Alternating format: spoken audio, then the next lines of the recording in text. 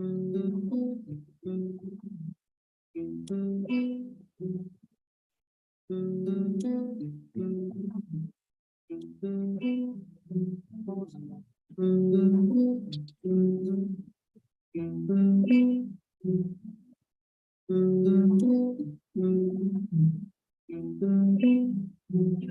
me know if yours are on.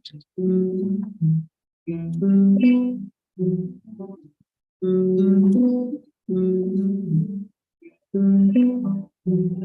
me know if yours are on.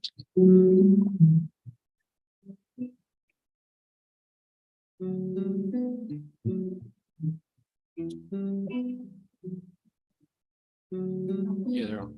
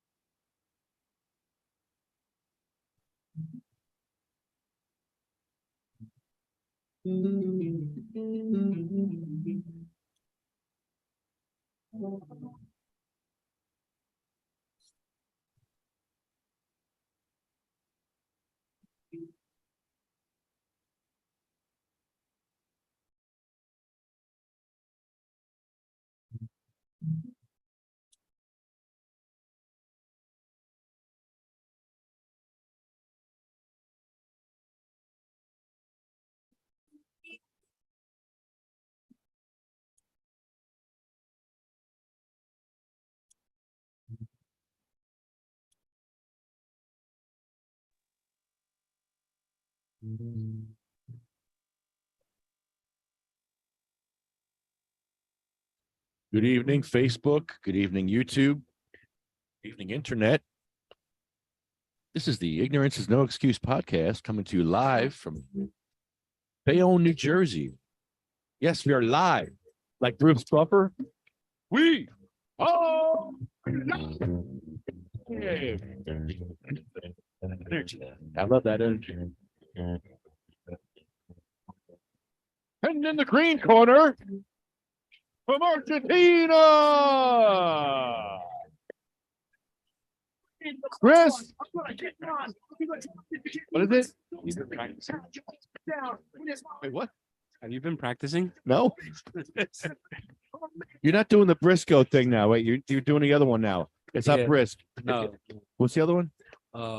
Which one? You have another name that you're using on Instagram, I think. You Yeah, changed- it's my last name. Is it your last name? Yeah, it's my last name. You had a middle name. You had a fighting name.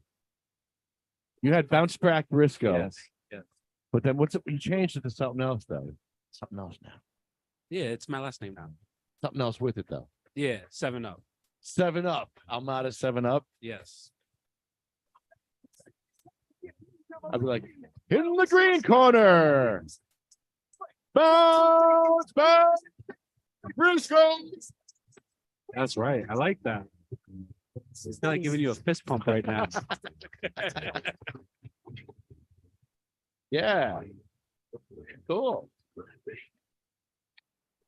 Channeling my inner Bruce Buffer. So we got a great show tonight for you guys. We got already. I see Lee's on here. Lee Thompson from Kentucky. Yes. And I think Michael Moore is on there from Tom's River. We're gonna How talk we about doing, Eddie? Castle. What's going on, man? Woo woo. What's up, fellas? So let's get to it here. Let's get right to it. Is that Michael online here? Is that Michael Moore? Yes, sir. Yeah, man. How are you doing? Not too bad. And yourself? Good, man. Okay, so we want to talk about all the problems that different states have, and every state has problems. And well, right now we legalized cannabis in New Jersey, and we still have people going to jail, like Dan Kessel. He's in jail right now. For how many? He's in 4 months. He's in jail, and this time he's in jail doesn't even count. It's called excluded time, where he's not even like this time doesn't count towards time served. It's just like limbo. This is what they do. How do they do that?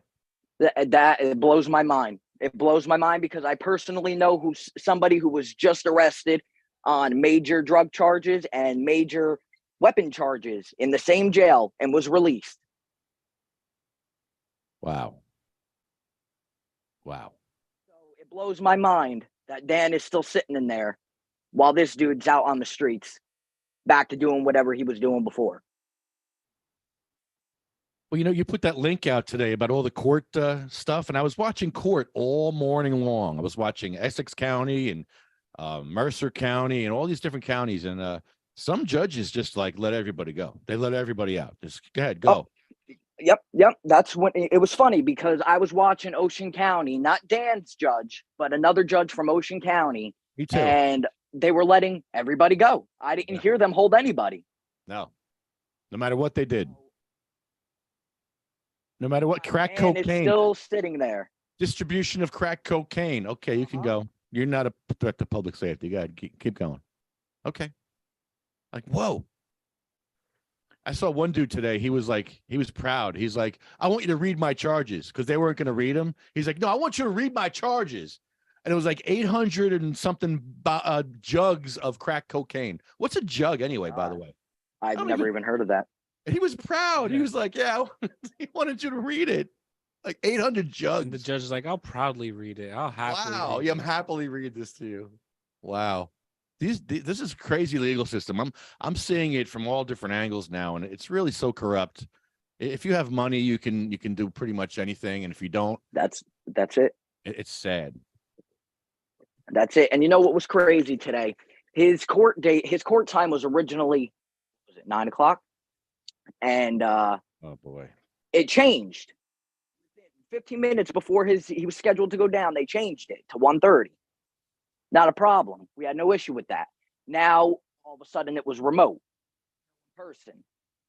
So I said, okay, so it must be live streamed. So that's when I posted the link, assuming it was going to be live streamed. Well, thankfully, I had somebody that was already there that didn't happen to see the Facebook post, but did have people die in the courtroom. They were just giving us the runaround. I feel like they didn't want us there. Yeah. It was remote for him, not for the spectators. Remote for Dan. So they didn't lie. When I asked them, we were allowed to go in person. She said no, everything was going to be done remotely. Oh boy, what a shit show. Yep. Wow. So she did lie to your face, but usually, yes, you're not the first person that's asked this question before. This has happened a million times to these people. They know what they're doing.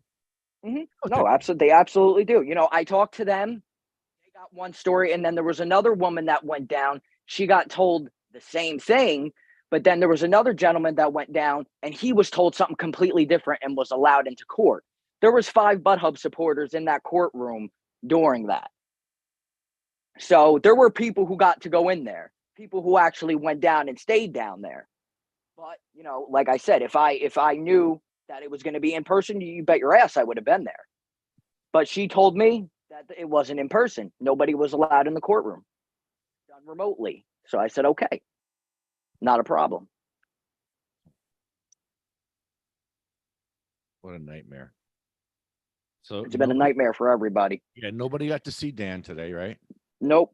Dan was the second person on. and it was 1-2-3. They requested, the attorney requested a delay. For what reasons? I don't know.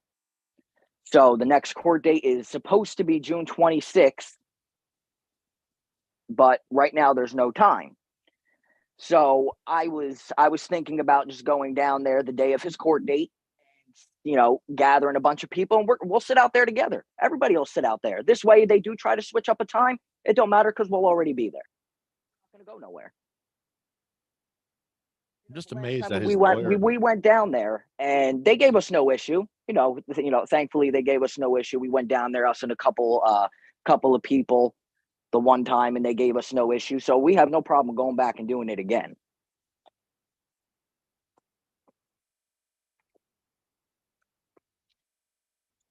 Amazing that Does Dan know what his charges are? What is he fighting against? Like what are his charges?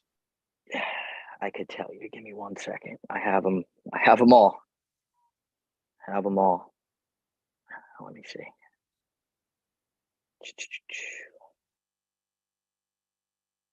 he I don't know. I don't get it.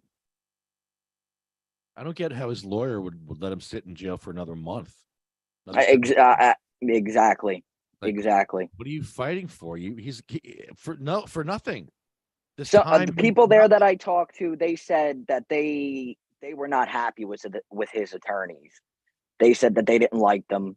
So honestly, I don't even know. I wasn't there. I can't say. I don't know who his attorneys are, but whoever it is, they're not doing what they're supposed to be doing, because you got all these other people who are out doing worse than him that are freely walking the streets, and meanwhile Dan, who doesn't do anything wrong, he has to sit behind there and deal with it. Apparently all the new charges that they had locked him up on were ROR'd when he went down there, and they were holding him on previous charges. Also, they were saying that because they spent too much money on the investigation, they weren't going to let him go. Was there wiretaps and stuff? They had surveillance on the house, on the cars, everything. Oh, that's right. They had a GPS on the car, right? Mm-hmm. Yeah. They still haven't released any of the vehicles. Nothing. Wow. Yeah, it's just shocking when the lawyer's not even fighting for AUDs to get time served. That's the crazy. Exactly, especially because he's already been sitting in there for 4 months. Yeah, that's a lot of time. And 4 months. What happens if he's not what if he's found not guilty? Like, what are they gonna do with that time? Yeah. He Mm-hmm. lost that time. Is it a felony charge? I'm assuming so. Yeah. I mean, I know I in think Kentucky you have like 90 days to return a bill of indictment. It's been indicted over it. I have no idea what's gone on. I don't think anything has happened yet. So he hasn't Well, even been indicted, probably. He's just sitting there. He's sitting there. That's pretty much what he's just sitting in there. Nothing's happened yet. On some previous stuff. Like They're trying to hold him on the previous charges when he was last locked up. Right. Was it either parole or probation or whatever it is? Maybe a violation of some sort. So this isn't even time served. That's just awful. Mm-hmm. Mm-hmm.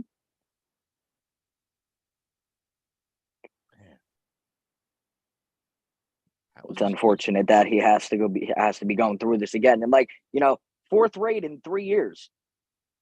Put that out there too. The 4th raid in 3 years.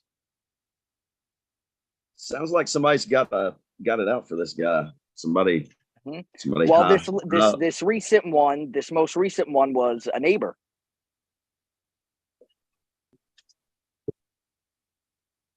Sad. You guys are still. You guys are doing a hell of a job up there, because in Kentucky we still got thousands of people in jail for marijuana related arrest, but it has gone down a lot. Back in 2018, it looks like we accounted for 24% of all marijuana arrests in the country. We're still one of 19 states that doesn't even have a decrim law. And they pass medical. So it's, you hear me say it all the time. We got some problems here, but I guess it's going in the right direction anyway. It's just crazy. They're still locking people up over the plant. You know? No. It just needs to be done federally, you know.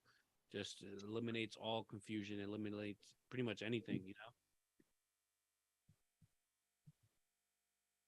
I'm having trouble here. This is what he's charged with currently, if you could see the screen.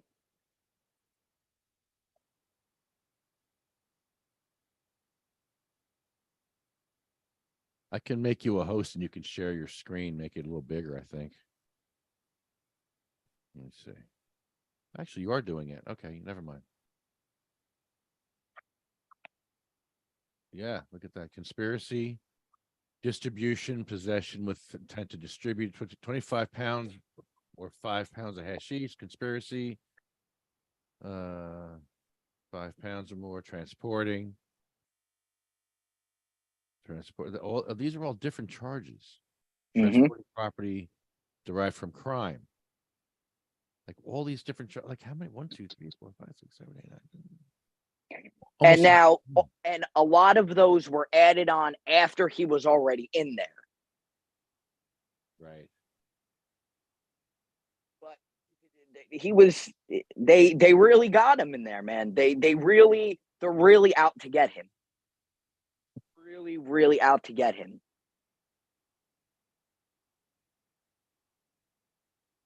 To be honest, there's no real reason for it.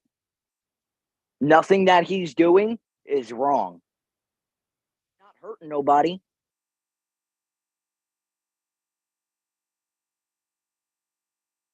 No, he was actually helping people. Yeah. I hate to say it, but if he were in Kentucky, he'd probably looking at a life sentence. And that's just, it's crazy. Crazy. Yep. Shouldn't spend a day in jail. You know, we had 6,000 arrests for marijuana 3 years ago. It dropped down to like 2,500 this year, but put that into comparison, 6,000 arrests for marijuana crimes, 150 for arson, 533 for homicide, 1,900 for sex offenses, 6,000 for marijuana crimes. 6,000. Maybe I need to go north. 6,000. How many? Yeah. Well, the whole time we had a plus 79% approval rating from the public that wanted it legal. The whole time. It's up to 92% now in Kentucky. Is that for medical or adult use? That's for medical. Yeah. The adult use thing, that's what I was going to talk about tonight a little bit, is it seems like, you know, everybody I talk to about this event and you know, cannabis in general, it's like, shh, don't tell anybody, but we don't want rec at all. Like they're placating these people, they're conforming, and I'm like, man, you guys need to go online and watch my boys up in New Jersey. I said, that's not the way to get shit done. You can't just hide behind the bushes and think they're going to change their mind eventually. You got to start calling people out, right? I mean, I see you do it all the time. You got to start calling people out. You got to start, putting them on blast and making changes happen. It's, and I hate to say this, it's a little bit harder to hold people accountable in Kentucky for a couple of reasons. The fact that we're a Commonwealth, we don't have a ballot initiative. We got all kinds of fuckery going on around us. So the same process that they would use to pass a bill, you have to use that same process to introduce a ballot measure. Same process, exact same process, same people voting on it. So if the guys that are voting on it already made their mind up, no, they're not even going to let it go to ballot. So that's why we've been stuck so long. And I don't know if you guys know about the cornbread mafia and those guys. I'm sure you probably heard of them. Mm-hmm. Largest marijuana bust in. So I think that kind of scared everybody back in the 80s, and they think everybody's growing, 250 tons of marijuana. So not that it would matter. Good evening, Jim Miller. And I want to know more about the cornbread mafia. Yeah. The cornbread. Oh yeah. That's great. That's a great name. You've never heard of the cornbread mafia? Oh no. Largest marijuana bust in the history of the United States. Let's see here. Oh Let me pull up wow. some- Who was Oh, yeah. involved in that? Was that our friend Randy Lanier?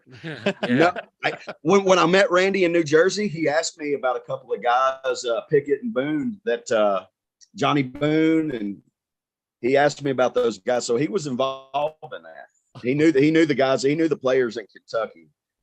It's the largest domestic marijuana production operation in United States history. They seized, let's see here. So they arrested 70 guys. This was back in like 88, 89. Based in Marion, Nelson, Washington County, Kentucky. See, they had 30 farms across 10 different states, stretching from the Southeast to the Midwest, and busted them with something like 250 tons of weed. Crazy. Let's see here. They had 100 members. Wow. Yeah, it's I think they're coming out with a movie. All the stuff has been over. Everybody's out of prison now and Randy may have helped some of those guys get out of those life sentences, but they're going to come out with a movie because they finally opened their mouth. Here's the crazy thing about it. And one of the reasons I know you love Kentucky, nobody said a word. 300 people, nobody said a word.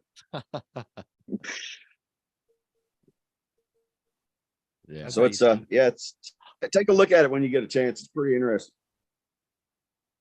Man. That sounds hardcore. Oh, actually, Obama gave him clemency. That's right.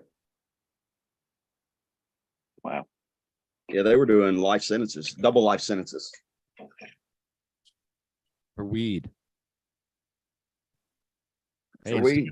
Singapore, they cut your head off. Or they hang you. What did they hang you? I think they hang you. Probably.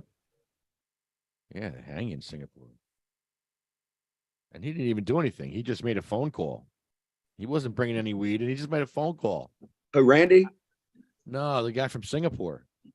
Well, oh yeah. Randy Lanier tripped me out. They never even found Bud. Oh yeah. He got busted on conspiracy charge. Yeah. Never had any evidence. Physical evidence. Well, they had some kind of, they have, wiretap or something, or Yeah, but something. I mean, it's like they had no product. Yeah. Yeah, he was facing a life sentence. How do you put that in your brain mentally, man? Yeah. And come You out can't. stronger. Come out like a better person, because he spent his whole time in prison helping people. That's what he did. He just helped people. That's amazing. He's a really amazing guy. What was that guy's name in Oklahoma? And it got like 62 or 90 years for 3 joints. Robert Foster, is that it? Ring a bell? Yeah. No, that's pretty severe. I don't know what Eddie Lett got in California when he had like acres and acres of a field that I can't even believe he actually grew within sight of probably a ramp that runs something runs along an interstate or something. You know, he tested the boundaries there. I don't know exactly how that worked out, but you know, I don't know. It's just like out of my scope. Yeah, for 3 joints, man. That sounds Yeah. Well, you know, I like that it's okay for me to like talk about certain things now. Like when I was in Florida when I was 27, I did a couple of being the guy in the van at a landing coming from Jamaica with, it's about 2,600 pounds was the average, 30-pound bales or so. And it was always a different thing. One time a cow pasture along the Alligator Alley, the highway that cuts across the Everglades, because a pilot can traverse that and know that he's got 12 minutes down and can get back out, because it's going to take 15 minutes if nobody's 15 minutes either side. And it was interesting, but the penalties that were available then, they were pretty severe. But I was like young and kind of, no, I don't want to say stupid. I just kind of give them the faith like that, like some people give them the faith on Sunday or something. I just said, okay, I'm gonna give it a shot. And so I know what it's like to be real scared when you have it's the 18 pounds, got rid of it, a stash house, couldn't get rid of the rest, guy bringing it in, didn't let anybody know it's coming in, way less chance of getting caught. Then he has to get rid of it. That's my job to watch out for it until he found that spot. And then to have to make a move with 1,800 pounds of it and be stopped by state troopers getting onto Interstate 95. No, the turnpike. Well, Interstate 95, whichever it was. And, they were looking for somebody. And you could tell going up, the car in front of me was the boss. And he gives me the okay sign out the window. And I'm like, what the hell is this? Holy crap, they're stopping. And there's a car pulled off on each side with somebody else like dealing with it. So it smelled like pot. I can't believe he couldn't smell it. It really sort of made sense to me then. He said, okay, he was looking, oh yeah, I didn't have my beard, I'd shave it off now and then. And so my license had a no beard, and I had to like try to show him what I looked like. And then I had a clutch in the van, and I stalled it twice trying to take off because my foot was shaking. I couldn't stop. My hands were up, but my foot was a whole different story. And that was the last one I ever did, because I also got visited at the stash house before that by local. And so when you tell me stories like you were saying, it makes me sound like really a small potato compared to that. I can only imagine, I wouldn't know what it's like operating at that level, but anyway, I got about an hour and 15 minutes. I got some stuff I actually need to do. But I'll try to make it here every week. Let's welcome our newest guest, Pat Duff. How are you doing, Mr. Duff? Doing well. How are you? Can you hear me good? Yeah. Yeah.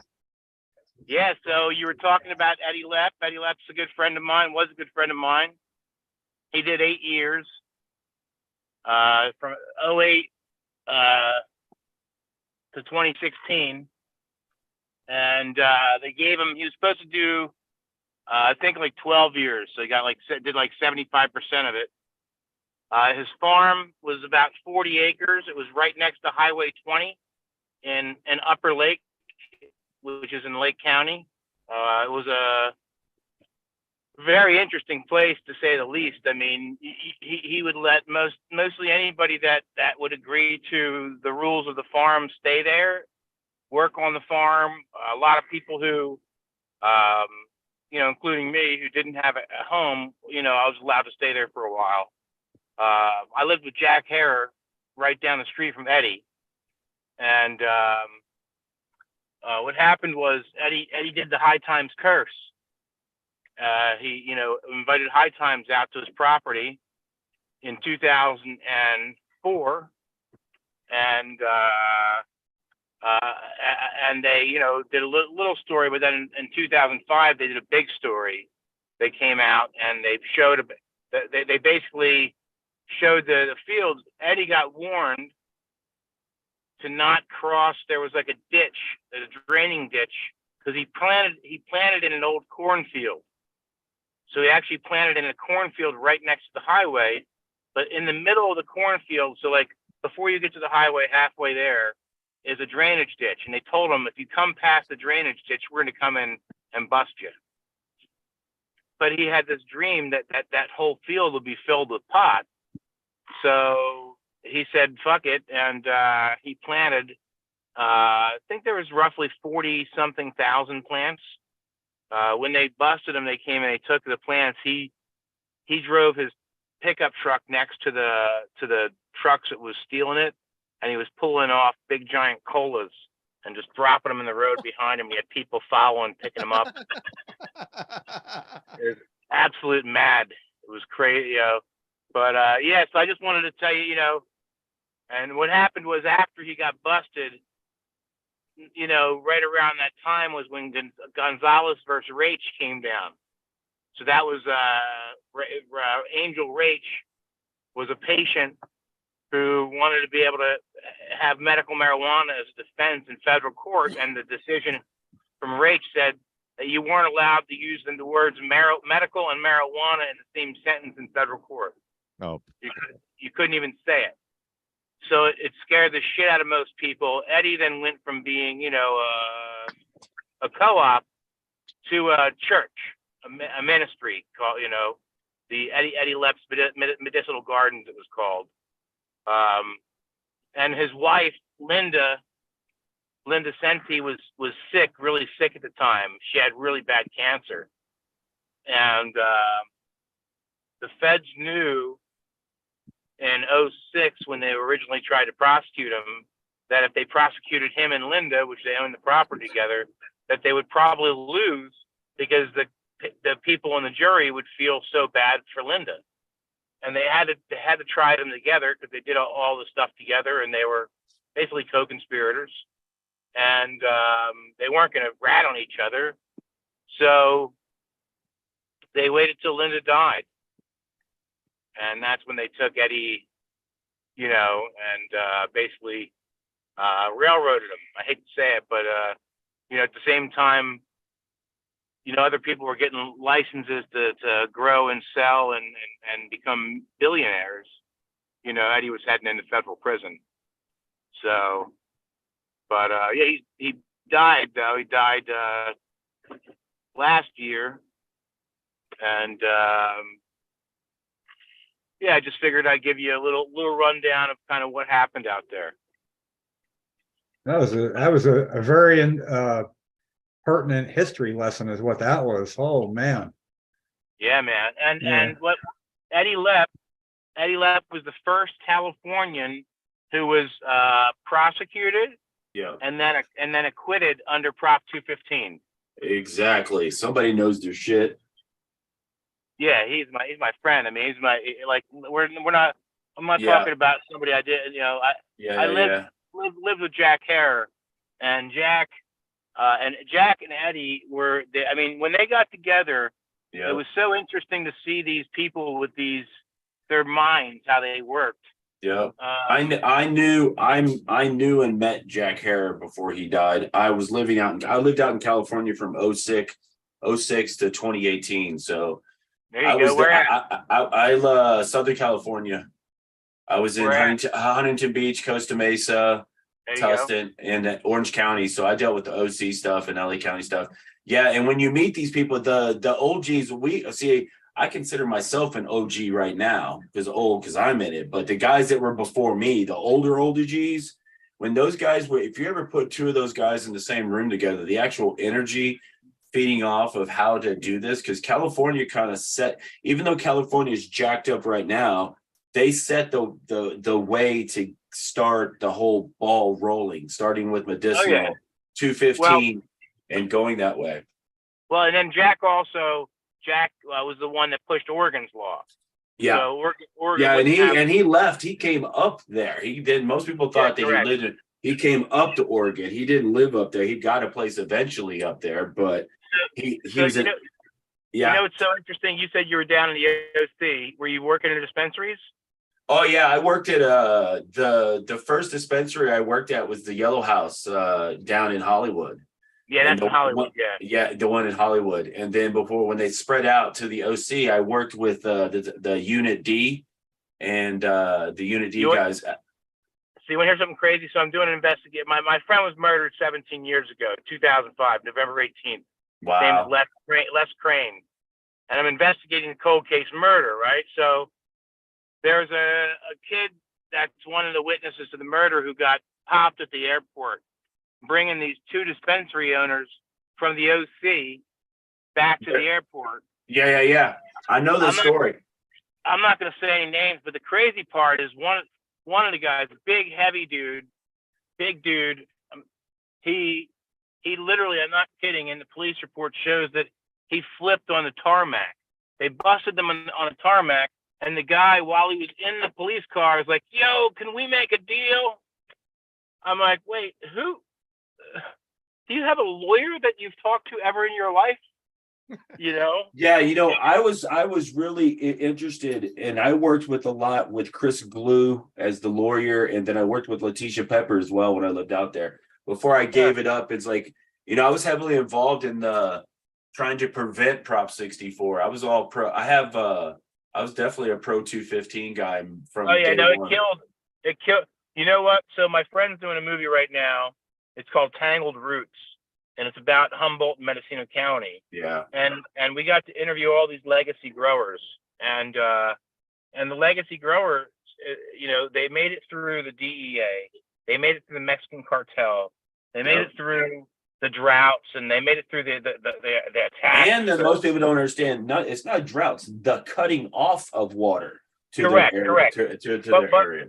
But you know what? What they never thought would be the one thing that took them out is legalization. I know, and this is what I was saying to them.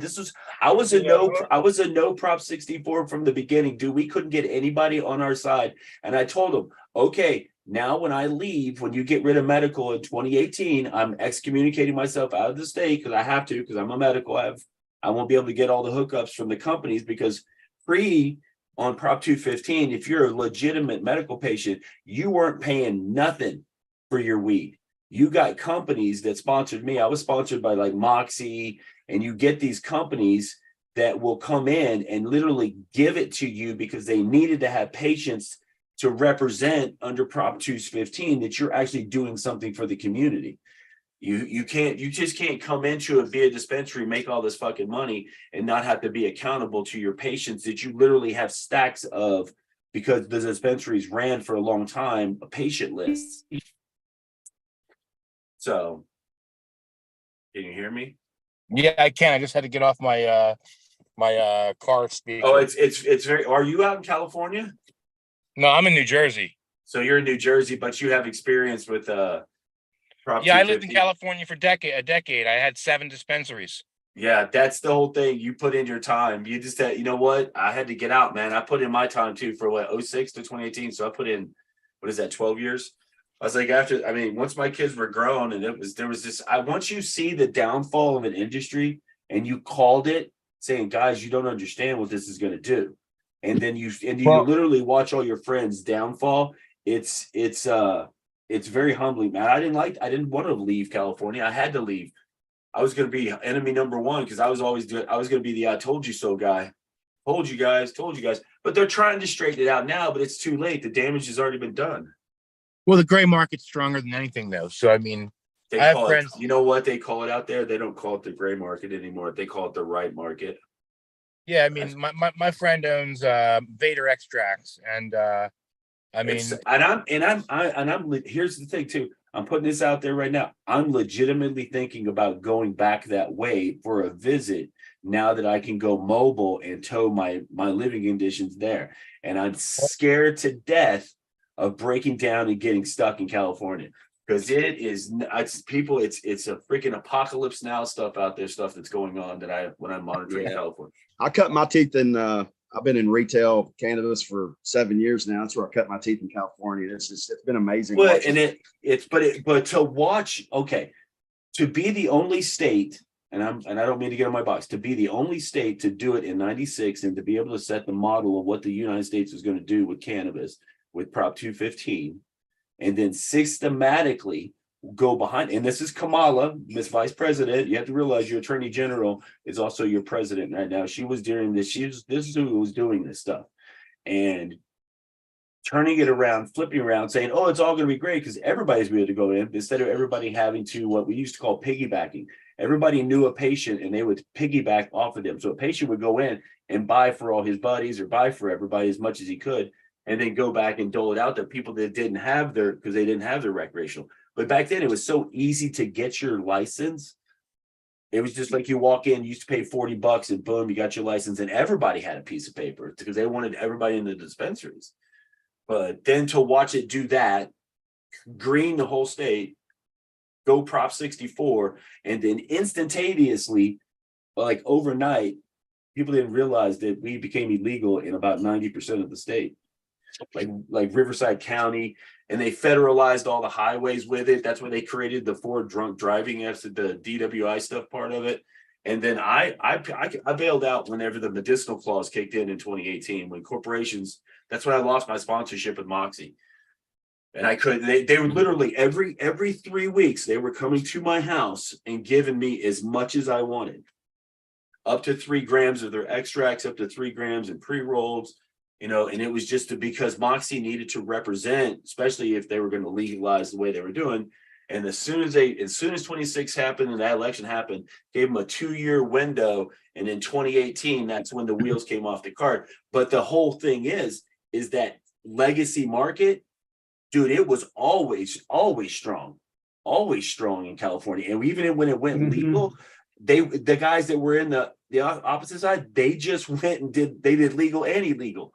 I knew so many guys that had a license, but had all legal dispos out there do illegal backdoor. All of them. I'm from Kentucky. I can tell you about the first time going to Cali, getting in a car with this guy that owned a dispensary, and he was making edibles in this warehouse. And we go around and start picking up trim and picking up bags of cash. Yeah, dude. I was kind of scared. Now, hold on. In my apartment, I'm just going to say right now, when I was making money between 2016 and 2018, medicinal patients make up for their income by trimming. I had at one time those big yellow and black bins, 40 of them filled up in my 2-bedroom apartment, full of orders to be able to trim. And then the trimmer gets exactly. And then the dispensary owners and people that need it, or the guys that were responsible for it, would come back by. And this was going on 24/7, 365 for years for people. And then they pulled the rug out from underneath them with Prop 64. I mean, I have in my stuff, I don't want to go dig it out, but I have a No on Prop 64 t-shirt. I fought very heavily against 64 coming in because I could see that if anybody, dude, just read it. You go from 1 page of regulation to 210. Go read those 210 pages or whatever it was of regulations and saw how they destroyed it. And who you have to blame for it? Kamala Harris. So just blame What's your her. name in the car? I'm sorry. Patrick Duff. Patrick Lee Thompson. And you'd mentioned Kentucky. Were you guys ever affiliated with any of we were talking about the cornbread mafia before. Cornbread mafia, yeah. No. Is it medical legal there? We just passed medical, but we're looking at 2025 before it goes, and got a lot of issues. No flour, no caregiver system. I mean, it's you guys are fucked. You guys pharmacy model. Yeah, you guys are fucked, man. I told you. I mean, it's not going to change a thing for me. It's just sad that the people that Well, and here's the thing is like a lot of people that are in the industry. I'll see you guys later. Later, man. Hey, Patrick Duff, thank you, sir. You're the best. My first trip to California was 2018, and so you're Johnny.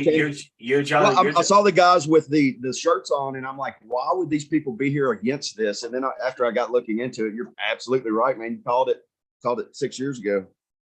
Yeah, and that my whole thing is like a lot of people, because I moved out here. I knew the writing was on the wall in 2016. I got out in 2018, and that prefaced all the whole COVID shutdown stuff. Imagine the reason why they made growers and people in the cannabis industry, they made them out in California essential employees so they could go, because if not, do you realize how many warehouses would have gotten emptied out just in Southern California alone? We're not talking about Northern California. All the warehouse spaces before I left were all taken up with people anticipating going legal. And then when 2018 hit, with the permanent process started, nobody was allowed to get the permits to go legal, and they stalled it. And then if you didn't have a lot of money, like freaking Be Real and all his stuff, and if you weren't a celebrity, if you didn't have the money to do the whole, it was the buyout. Do the average license, I think, with the buyout, now the setting up your facility and making it run and stuff, dude, was like $1 million. It's ridiculous. So yeah, very disappointed in California. I mean, don't get me wrong. Raised both my kids there. They graduated from Huntington Beach High. I love the place. I'll always have those kind of memories. But it's a fucking shithole right now. If you want to know what zombie apocalypse for the cannabis industry looks like, just take a trip to California. And then go over to Nevada and look how Vegas is doing it, because they're just across the border and Vegas is killing it. Yeah. Hey guys, I've got to jump off here. I got this Kentucky normal meeting at 7. Take it easy, bro. Mr. Grimes, man, if you got any information you want to send me after this, I was wondering if we could get some type of can I just like cut, copy, paste graphics to start spreading the news here with my guys? Yes, sir. Okay. Do whatever you got to do, man. Yeah, man. Do it. Well, I'd ask Honey about it, and she said, talk to you. She's like, she don't make any moves. And guess what? Lefty never says no. Yeah, I said go for it. Go for Hey it. guys, hey, nice to meet Jim. Nice seeing you again, man. I want to catch up with you sometime. Hey, keep it real down there in Kentucky. You guys man. have a good one. Yeah, Thanks, we'll try. Lee. Have a good one. See if I can put these guys in line. I might go get me a luchador mask. I'm I'm serious, man. We got to call these people out. I mean, the same guys that are keeping this shit suppressed are the same guys making thousands of millions off of alcohol, tobacco, and fucking firearms. So anyway, I'm off my soapbox. Later, man. Have a good one. All right. I'll tell you why. That's why you don't live in Kentucky, guys.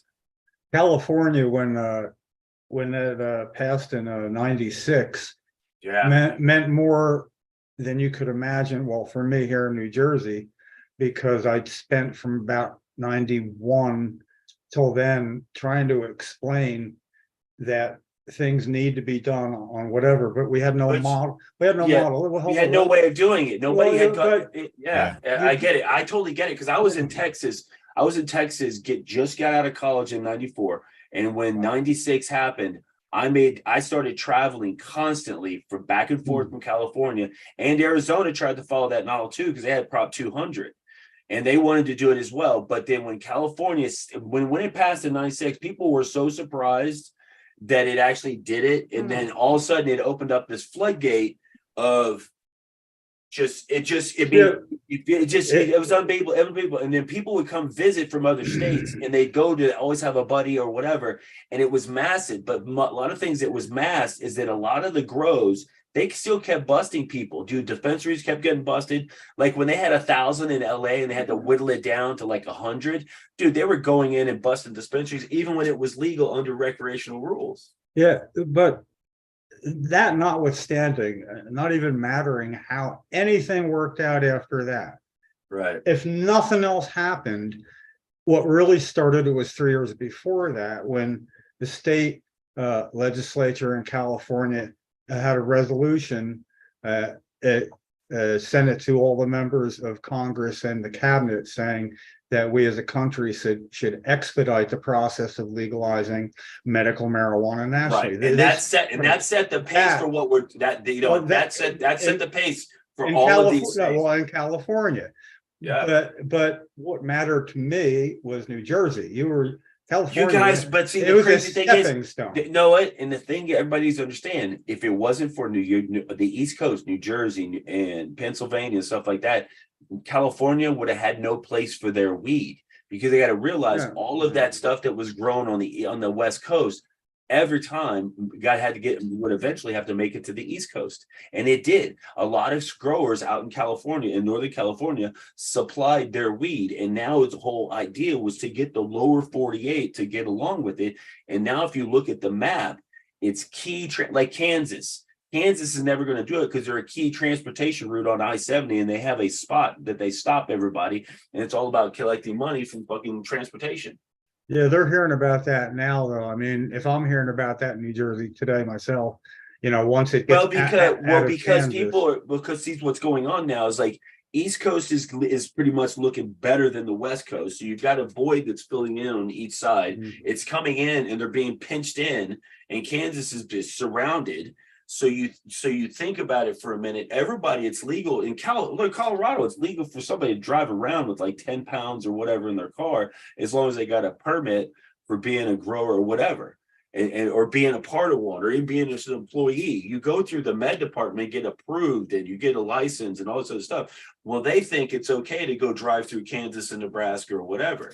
Who thinks that's okay? I don't know about that. Yeah, I don't hear people going, "Don't worry about Kansas. hey, you could have Oklahoma or Oklahoma's pretty cool about it now, but Well, no, geez. it's New Mexico. Here's all the states out: New Mexico, Colorado, Oklahoma, Louisiana, and Arkansas surround Texas. Texas is slightly green, but when you go just north of that into Kansas, it's so conservative. They have Oh, yeah. they have you get busted, you're going to go to jail. It's not legal. They'll Well, say it's not legal there. The thing is, in Oklahoma, they say to die in Topeka is redundant, and that the reason it's so windy in Oklahoma is because Texas blows and Kansas sucks. Yeah, that's You know, right. I know. yeah, I got. But Texas is doing their thing. There's that Democrat out of El Paso entered that HB 218 in the Texas House. Now the problem we have here is that there's a guy that used to be an ESPN announcer by the name of Dan Patrick. He's our lieutenant governor, and he controls the Senate. Now, if Dan Patrick does not allow us to move forward, then the legalization, decriminalization process, it gets always stalled in our Senate. This is our problem. Well, we have a Senate president here that functions in that same function. He's like a big cock blocker. Dan Patrick, ESPN, everybody used to watch him do the commentary shit, is now cock blocking weed at the Texas Senate and House right now. And we're just waiting for him to allow the bill that just passed. It's passed through the Texas legislature, the House's version of it. It's passed through there with flying colors, and it's sitting waiting for him to say something. You can't wait. You can't wait. You know, that's not a strategy. We can't push. No, I understand how it is. We can protest all we want. No, protest. No. It's legislators that can be moved to do this. If you can get your state legislators to move his colleagues, or at least we'll see. Push. No, but see, if it's all come down, they want to do about money. Protesting, I've never seen it happen where someone, now that you've protested, we'll do that. No, it doesn't. They're being distracted right now. Protesting opens the door. Yeah. Then you got to walk in with connections to the legislature. You can't do either by themselves. They are codependent. One comes first, the other one comes second. But I'm hearing, the reason I'm up about this is I'm hearing from my own Coalition for Medical Marijuana, New Jersey. Right. I'm hearing we got to wait on something. And I am going the other way once again with my own coalition. We're not waiting on shit. Guess what the Texas legislature is being distracted with right now? It's all about transgender. It's all the transgender crap. And so you want to take a crippled cannabis people, which right now in Austin, it's pretty much legal anyways, as long as you don't get busted with a whole bunch. So nobody really cares about cannabis. And now they're all focused on whether everybody can chop their peepees off or not. Yeah, and so we got a state budget process in June that does that for us in May. June. Yeah. We'll see. So. It's definitely going to be interesting to see because our bills have already been passed. Everything's fine for cannabis. Everything's been passed. It's going to be said on thing. Listen, it's just waiting to see. We're fighting because we have one bill that has a chance of getting heard in committee that's been blocked for 2 years by Senate President, and it's a medical marijuana home grow bill. It's always that. It's always they don't want the patients. And the thing is that the guy here in from El Paso introduced on that side of it is that they're going to allow us to have 12. Yeah, it's like 12 plants, medicinal side, or even when they do above 21. Well, you'll have 12 plants. We would have 4, but if we had 24, it wouldn't matter if we don't have a committee hearing. They're stopping this at the gate. They're locking the gate. Senate President could stop it at least 4 places. He could stop it from having a hearing by telling the head of the committee not to allow it to have a hearing. He could stop it from having a committee vote the same way. He can stop it when it gets to the Senate floor by being the Senate President and not introducing it. And he can stop it from getting a full Senate vote. But he's stopping it at the beginning because if you stop it at any of those other places, you look like the dick that you are. But he's counting on patients not reacting. And behind the scenes, because nobody really gives a fuck, I'm writing letters for about a dozen patients now as their own, only I'm doing it with like 30 years experience, knowing what the fuck is going on. And they're now coming with, and they love what I'm writing. It's about them. It's individual. It's not a form letter. I spent a lot of time doing it. We got a couple of Republican co-sponsors doing it, one last year, one this year. So what we got now is a Democrat authored bill, 2 primary Democratic sponsors in the Senate. Senate 25 Democrats, 15 Republicans. It's got 5 now Republican co-sponsors out of 15. 1/3 of the Republican Senate co-sponsors it. Only 3 Democrats do, because if you co-sponsor it, you're pissing on your own Senate president. But the Republican Party isn't beholden to them. They're a check and balance on this. So what I'm doing behind the scenes is staging a Republican coup in the Senate, where they are going to steal co-opt the what do you call it, the responsibility for getting this to a hearing. They're going to be the shepherd that gets it through, and that's going to make news in New Jersey if all they got to do is offer statements. Listen, I think I might even vote against this bill, but to be denied the information from a Senate committee hearing for 2 years, blah, blah, blah. If we can pull this together, then it's like they got to do damage control. Then the deal is we keep track of the emails. They offer email trails. We started in January. These trails are looking bad. They get dumped on the website in about 3 or 4 months all at once. If you weren't responsive, everybody can see it, including the media. That's going to give it teeth, because that's worked before, Lefty. That's how we got Vin Gopal to do that, because when he found out that 2 unanswered emails were on the website, and when Jeff King was engaging him on Facebook, and when the senator said, instead of trolling me here on Facebook, why don't you hit me up legit at the office? And he said, hey, guess what? In Facebook terms, he said, guess what? Jim Miller said that might happen. So I did put up 2 emails I sent you that you did not answer. So of course he had to get right back to him. They engaged each other. He's now the sponsor of the adult use homegirl bill. That happened because of it being accountability, of being in the public where anybody could see it. That works. And yet 9 out of 10 advocates, I say that, I don't like air quotes, but I do that for advocates. So self-described activists don't seem to see the understanding that without the legislature, we're not going to get anything done. We have to have something on them. And if we can't talk, if a colleague can't talk a legislator into doing something, a constituent will never do it. So the thing is, weirdly enough, it's gathering traction. Yeah. And you guys are, man. You guys are Jersey. Yeah. You guys are proud. At least you have a bunch of advocates out there. The problem with a lot of the places, once they go recreational, all the advocates and all the people that are politically motivated get pushed off to the side, and they all start demotivating. I have a question for you guys.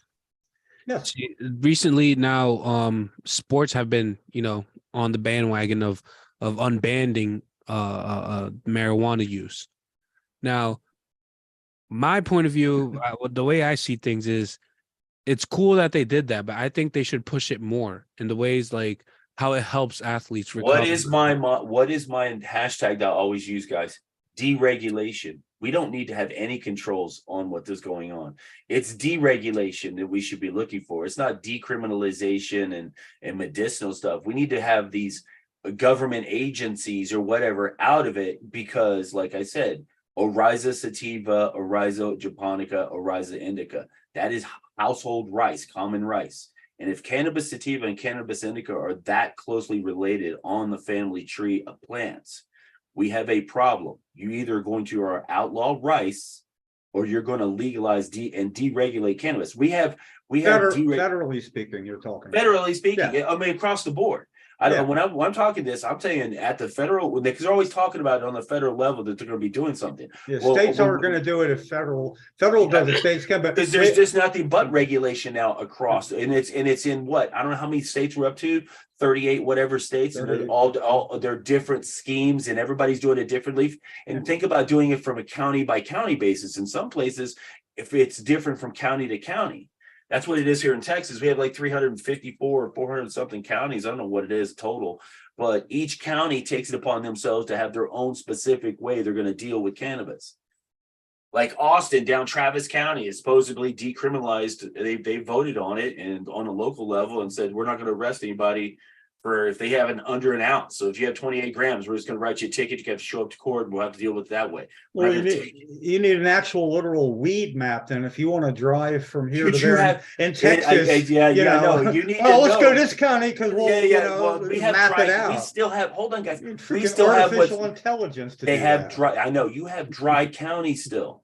in the state of Texas. If you still have dry counties in some parts of Texas where you're driving along, you stop here, you can get alcohol, and then you put that in your car, and then you drive across county line, you get pulled over, and you got alcohol in your car, and if you opened up one of those said alcohols, you're going to jail. If and you got more than personal use, you get bootlegging charges as well. Right. Well, Oklahoma was liquor by the wink when I got there in 1981. It was illegal to serve liquor in an establishment. However, you could become a member, like a club member. Have to, dude, and there's then there's a town called Canadian where if you want to be a part of the that's a dry county. If you want to drink at their nice little steak restaurant, you pay a $10 fee to become a member of said restaurant, and then now you can be served whatever's behind the bar. Yeah, I'm still a member of the Moose Club, man. In Oklahoma, they didn't charge you anything. You became a member when you walked in the door. Except one time when I first got there, and I was a little confused how it worked. Right. They wouldn't let me in, and I'm like 29 then.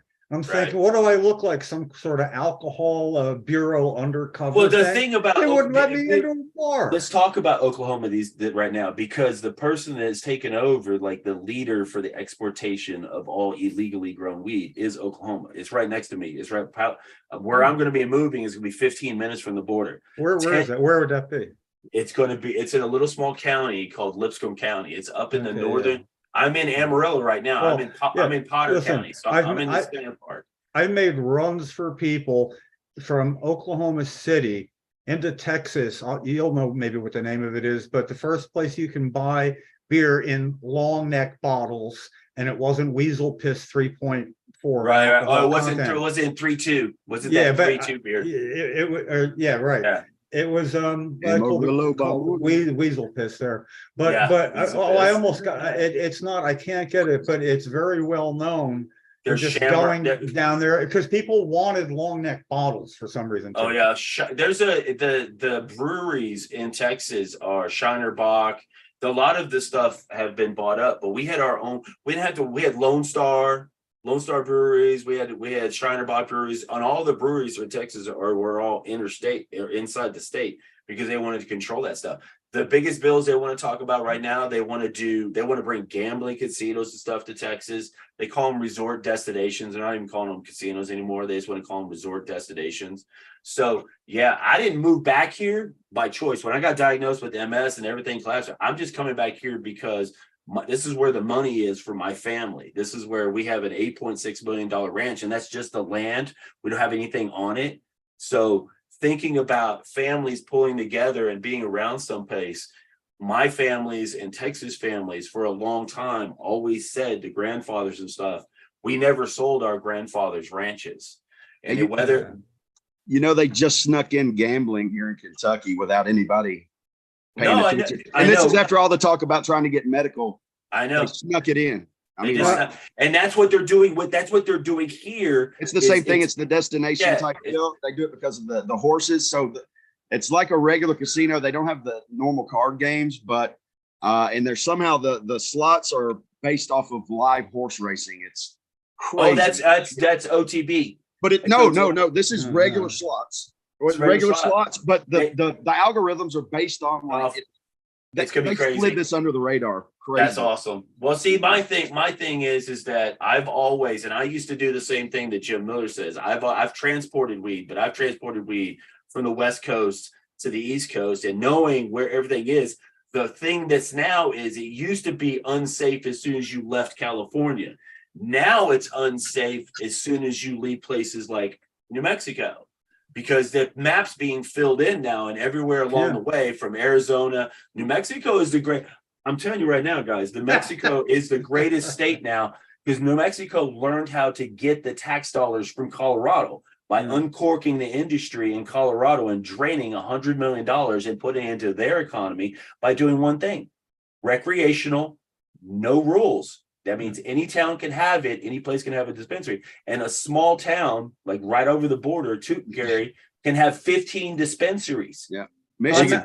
I mapped out a theoretical trip starting wherever it is where you're describing New Mexico, not Texas. The first place you could legally buy, adults can buy in New Mexico and Arizona. It is Tucumcari. If you're driving along the 40, you come out of Amarillo, you're 70 miles away from Tucumcari. As soon as you hit Tucumcari, that's the college town because it's Mesa Lands College. San Juan is the first city you come to that doesn't have it, and there's other places. There's literally where does it start there going west? In other words, it starts Tucumcari. It really does start Tucumcari. Then you start there, go west, head on up. I forget how far into Canada, all the way across Canada, and then back down into New York, and all the way down to I think it's Virginia now. And I forget how many miles, like 6,000 miles or something. Do the trip where you might have to actually get rid of what you got to cross the border to get some more. Or something. That's Canada. That's the thing is you can't. You're gonna be if you had to try to transport all that kind of circumnavigate the United States. For fun, I'll just start the stash. You will be caught at the Canadian border. There's no sense for you taking any weed into Canada because everybody in Canada, if you don't know somebody in Canada that has weed, I feel sorry for you.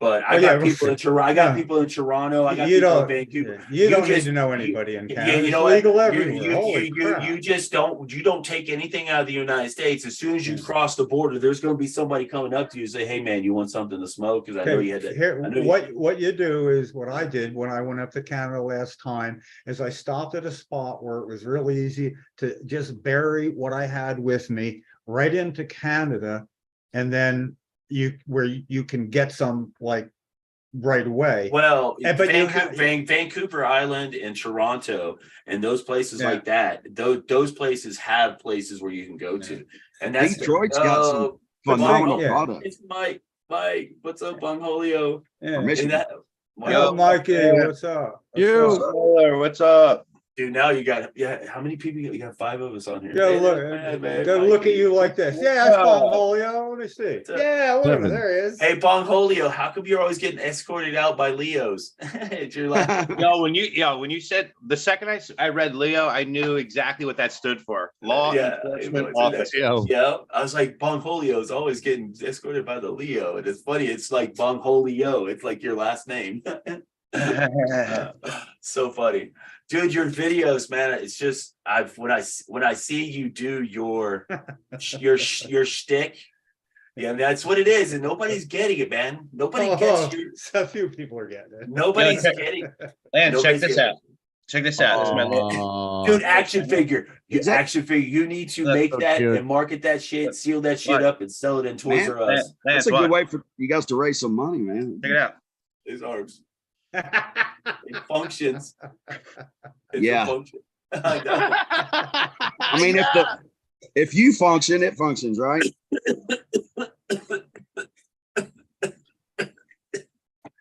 Sweet, right?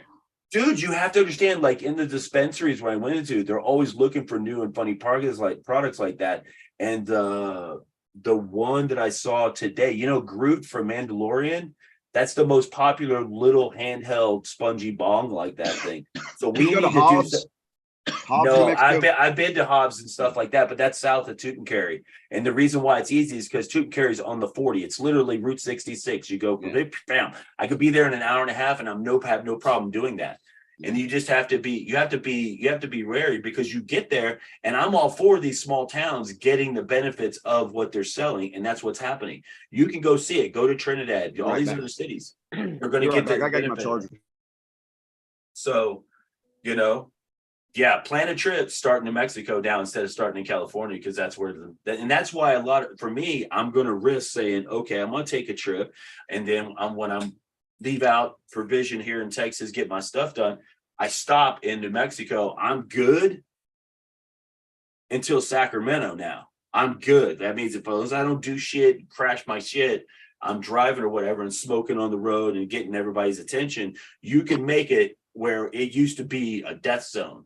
Yeah. You can make I myself am not I have no more trips like that left in me, I'm pretty sure. But I'm you know, doing as many as I can while I can still move. I live vicariously through others' pleasures. Well, then you're going to get to see me do it because I'm going to do it in October. There's a big ass concert in Sacramento, like Tool, Godsmack, 4-day music festival. Hey, I'm on a almost to the Panama Canal now with Chris Gold, on his thing, Yeah, I mean, again, vicarious, I mean, I've never been able to see a boat, 42-foot sailboat, traverse the Panama Canal, what it takes waiting to get somebody on boat to do it. Oh, there's some good YouTube videos if you want to start watch some of that stuff. No, I want to watch. I'm going to be watching it live on. Watching our friend live, Chris Goldstein. Yeah, he's amazing. Yeah, but see, again, I enjoy that partially, like I'm there. Yeah, that's good. Yeah, I feel like I'm with him on the journey. A little bit, That's cool. He's not roughing it though. I mean, it is a sailboat, but it's a sailboat. They get the motor. It's got a desalination plant that will give you 19.2 gallons of fresh water an hour. Yeah, they run their desalination. Yeah, they got their own Wi-Fi. Or whatever. And a lot of them are Starlink, and that's what there's a lot of people have taken advantage of Starlink. The thing that you hear, Home Depot just announced that they have a deal with Starlink, and they're going to offer you can pay $50 a month, because the big part about Starlink is that initial cost for the equipment, and they have two different equipments now: $699, which is the basic unit, and there's a bigger unit called it's $2,500. And it's good stuff because the $2,500 one will give you continuous internet when you're moving. The $600 one, you have to be stopped, set up, and you have to be able to test it. They got the good one, and it's a paid job. If somebody bought the boat that needs it up, I guess, in Baltimore or something. Okay, they're traveling. They're doing it, but it's apparently casual as hell. I mean, he had it's nice. It's nice. Those boats are nice, man. It's when they're doing it through the Panama Canal, the reason why sometimes it takes so long is that they have to be able to fit in. You have to fit in because the container ships take precedence and they're going back and forth. And he said it could take 3 days to get worked in, and somebody else is doing all the work. I mean, you're there, but you're not handling your own boat. You have to hand your boat off to these guys, and they and they basically secure you in there with ropes and all this stuff, and then they move you. You have to. So people on the boats are always constantly undoing ropes from the shore, moving boats through the canal. Yeah, it's very interesting because we don't own that anymore. We used to. The Chinese control the Panama Canal now. It's interesting. So, but we're going to, it's good. I'm glad the East Coast is doing what they're doing because it's made it easier for the cannabis industry to expand even further. Because now it's like a domino effect over here. Everybody's clicking over because nobody wants to be not with something in place when the feds come in and say, "Oh, guys, this is what we're going to do." And you guys, and that's all he has to say. One word. It's easy. Biden can say the one word: deregulate it. We're on a federal level. We're going to deregulate. And then what that's going to do is kick it over. In all the states that have already set up their regulations, they're going to have to deal with their own citizens. Too many syllables for him. I was able to I was able to spend 420 in Uruguay. Yeah, and that was a good experience. That's right. Uruguay on 420. Yeah, how was that? Was in Uruguay for 420. Dude, there was probably a huge festival because that's where a lot of the land race guys go down there and try to freaking do. Uruguay is where you would have to consider it like the Pakistani Hindu Kush region, because Uruguay is where the sativa-ish type strains came from out of South America, and stopping in that Uruguay, Bolivia, Colombia area. Because believe it or not, I used to get really good Bolivian and stuff weed when I was in Arizona, but it wasn't in. It was always, everything gets jacked up as soon as it gets into Mexico. So, but Uruguay was the first country in South America to just say, "Fuck it, it's legal." Yeah, it was awesome. It was very awesome. Well, because if you think about here, everybody here lives in the cities, but and they want to be the rich people who live on top of the hills. in that area in Uruguay, only the poor people lived on top of the hills. So all of the big fincas and ranches and places where people could do cannabis, and it grows. It's like saying we're gonna cut out all the growing of weed in China when it's been there as a rudialis weedish type plant for thousands of years. It's the same way in places like Uruguay and South America. And their land is so fertile out there. Like, yes, it's on the it's the crazy. rainforest. The It's so rainforest, crazy. it's bumping into the Amazonian rainforest. So the parts of Uruguay that's been cleared out and stuff like that, they had to clear out rainforest. Yeah, You saw plants? Yeah. I have a couple buddies that that I know grow down. You're in a Every country down there switched over, Like, and the no, cartel no. guys. Okay, The only people that are the Yeah. only thing that's going on down there that's cartel related. The cartel related is the cocaine and all that shit, but that's getting smaller and smaller. That's why you're now seeing more and more fentanyl cut into stuff, because Mexico is still trying to keep a kilo, and it's a lot of it's all cannabis in South America. Like if you were to just like get on a plane and fly to like Ecuador or go someplace, you're going to get down there and you're not going to see a bunch of people involved in a bunch of cartel bullshit. I got to get taken off about a minute or two, and cool. I'll just be tuning in each Thursday. But I really got to get Don Karpowicz finish letters to his legislators, being the veteran that he is. It's the motivation for, because I just did a case for myself, but it has nothing to do with cannabis. That's been going on for 18 years longer than it needed to. Yeah. And they just forget about these things, and if they don't do it, you all of a sudden get a letter in the mail saying, oh, your case has been transferred over here if you want to do anything about it. Because if there's no reason for them to do anything, there's no money in it. And especially with activists are the smartest people out there, because we can do the research, do our own paperwork. We don't technically need lawyers, but we know lawyers, and lawyers, so I mean, I know so many lawyers because of my involvement in the cannabis industry. And it's just because you're going to meet them at the meetings, you're going to be there with those situations, and the techniques that you can use to file for 501c3 and stuff, you don't need a lawyer to do. And that's what the great thing about the cannabis industry that has done. And by people just looking at one state, and then all of a sudden, boom, Washington, Oregon, all these other states start falling, Colorado, boom, and then the map starts filling in. That has been a designed plan since the 1980s. Well, we got a district by district map in New Jersey I'm trying to fill in. Oh my God. So that's what's happening. It's going to happen. It's going to happen. They're going to split it up municipality for municipality, and down in Louisiana called parish to parish. Yeah, but district to district, each one has a different senator. Each one needs to be pushed. Yeah. And I'm in the middle of this incredible push in the ninth to get a senator who's quitting at the end of the year. Hey, I got a question. Part of it, yeah. Hey, Bong Holio, or maybe Lefty can answer it. Is the plant still alive? The plant that was buried at the y'all state house. Or no, did that thing get? When did that thing get yanked up? Somebody should have been there covering that. The police didn't want to do the paperwork. That's my God. That would be so funny if the plant was still alive. Murphy selling weed or growing. Yeah, well, strangely enough, the idea is if you killed it, if you picked it real quick, it wouldn't be alive and it wouldn't be illegal. The plant is only legal live. It's not dead or legal, dead or live. It's wanted. They want it dead. They don't want it alive. They want it dead. Right. It's not dead. You're in as far as the trouble. law is concerned, but like the worst thing we did there, we technically vandalized the lawn.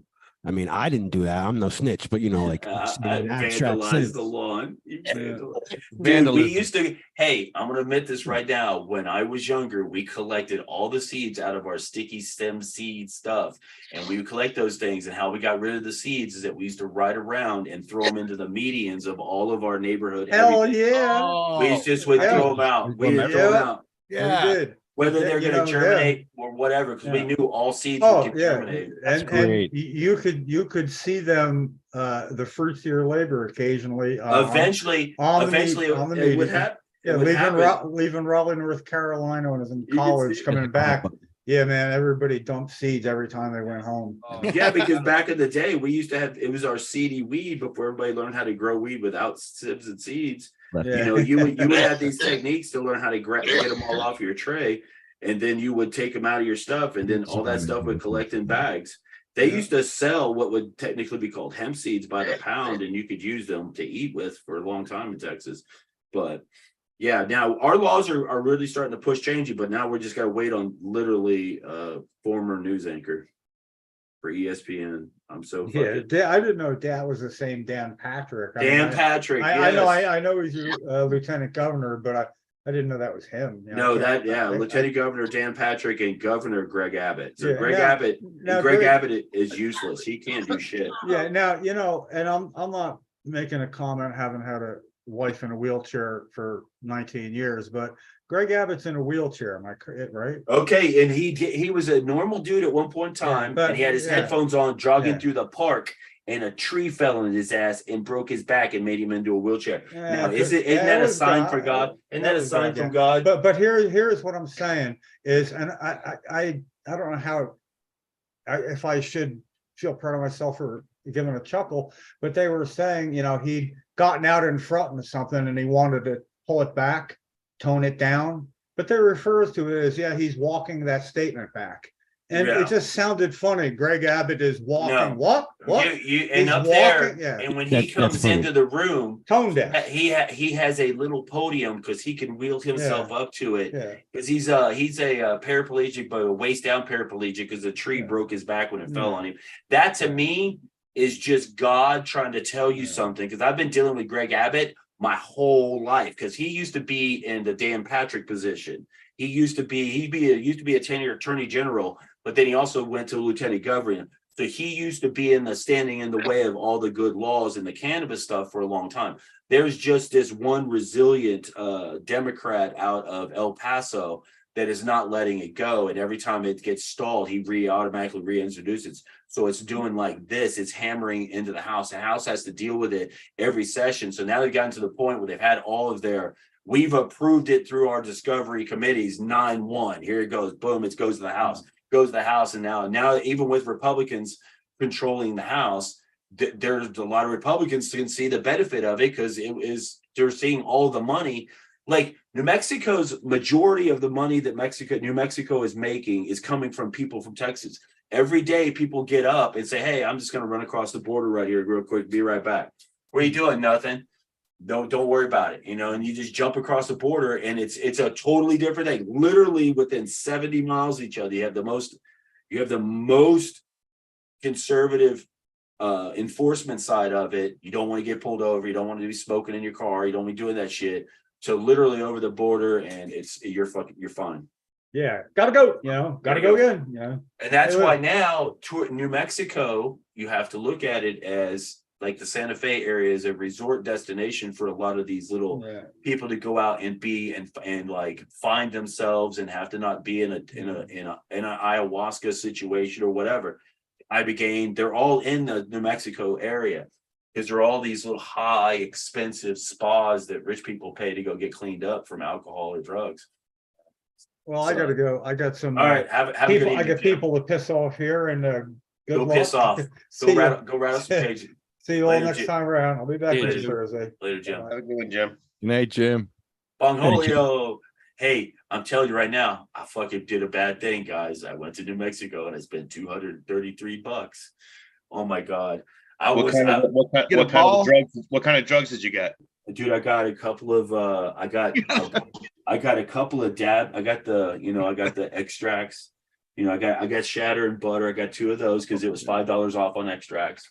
But we went there, and then they had a deal on their pre-rolls, $6.67 for pre-rolls, and you can buy as many as you want. That's ridiculous, man. I've been going to Michigan and picking up $50 ounces for the last 6 months. And that's the thing. Oh yeah. And it's hold on. There isn't a place in in the United States right now that's growing bad weed.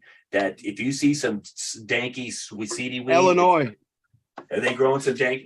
Yeah, man, I've been to all of them, dude, and like Illinois compared to Michigan. Michigan's twice as good, half the price, but Michigan just got they've got like a 5-month stockpile of concentrates right now. So Yeah, it's the because all of bud those, and and that's all those, everything that's is, because up dude, there, there's a lot of growers up in Michigan, man. outside of some OG Mendo, like Michigan and Maine probably my 2 favorite The spots. problem with Michigan is if you got to get up there, you got to deal with Detroit, man, and you got to deal with all that's up there. Well, I'm a Detroit kid. I actually got Detroit on my arm. My grandfather's from Detroit. So you're used to being up there. You should have gotten in when the buildings were well, Detroit's not even. I mean, you're looking at. I go to Grand Rapids all the way to Ann Arbor. Over on the West Coast.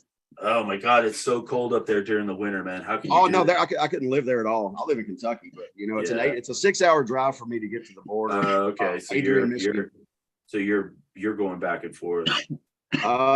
As little as possible.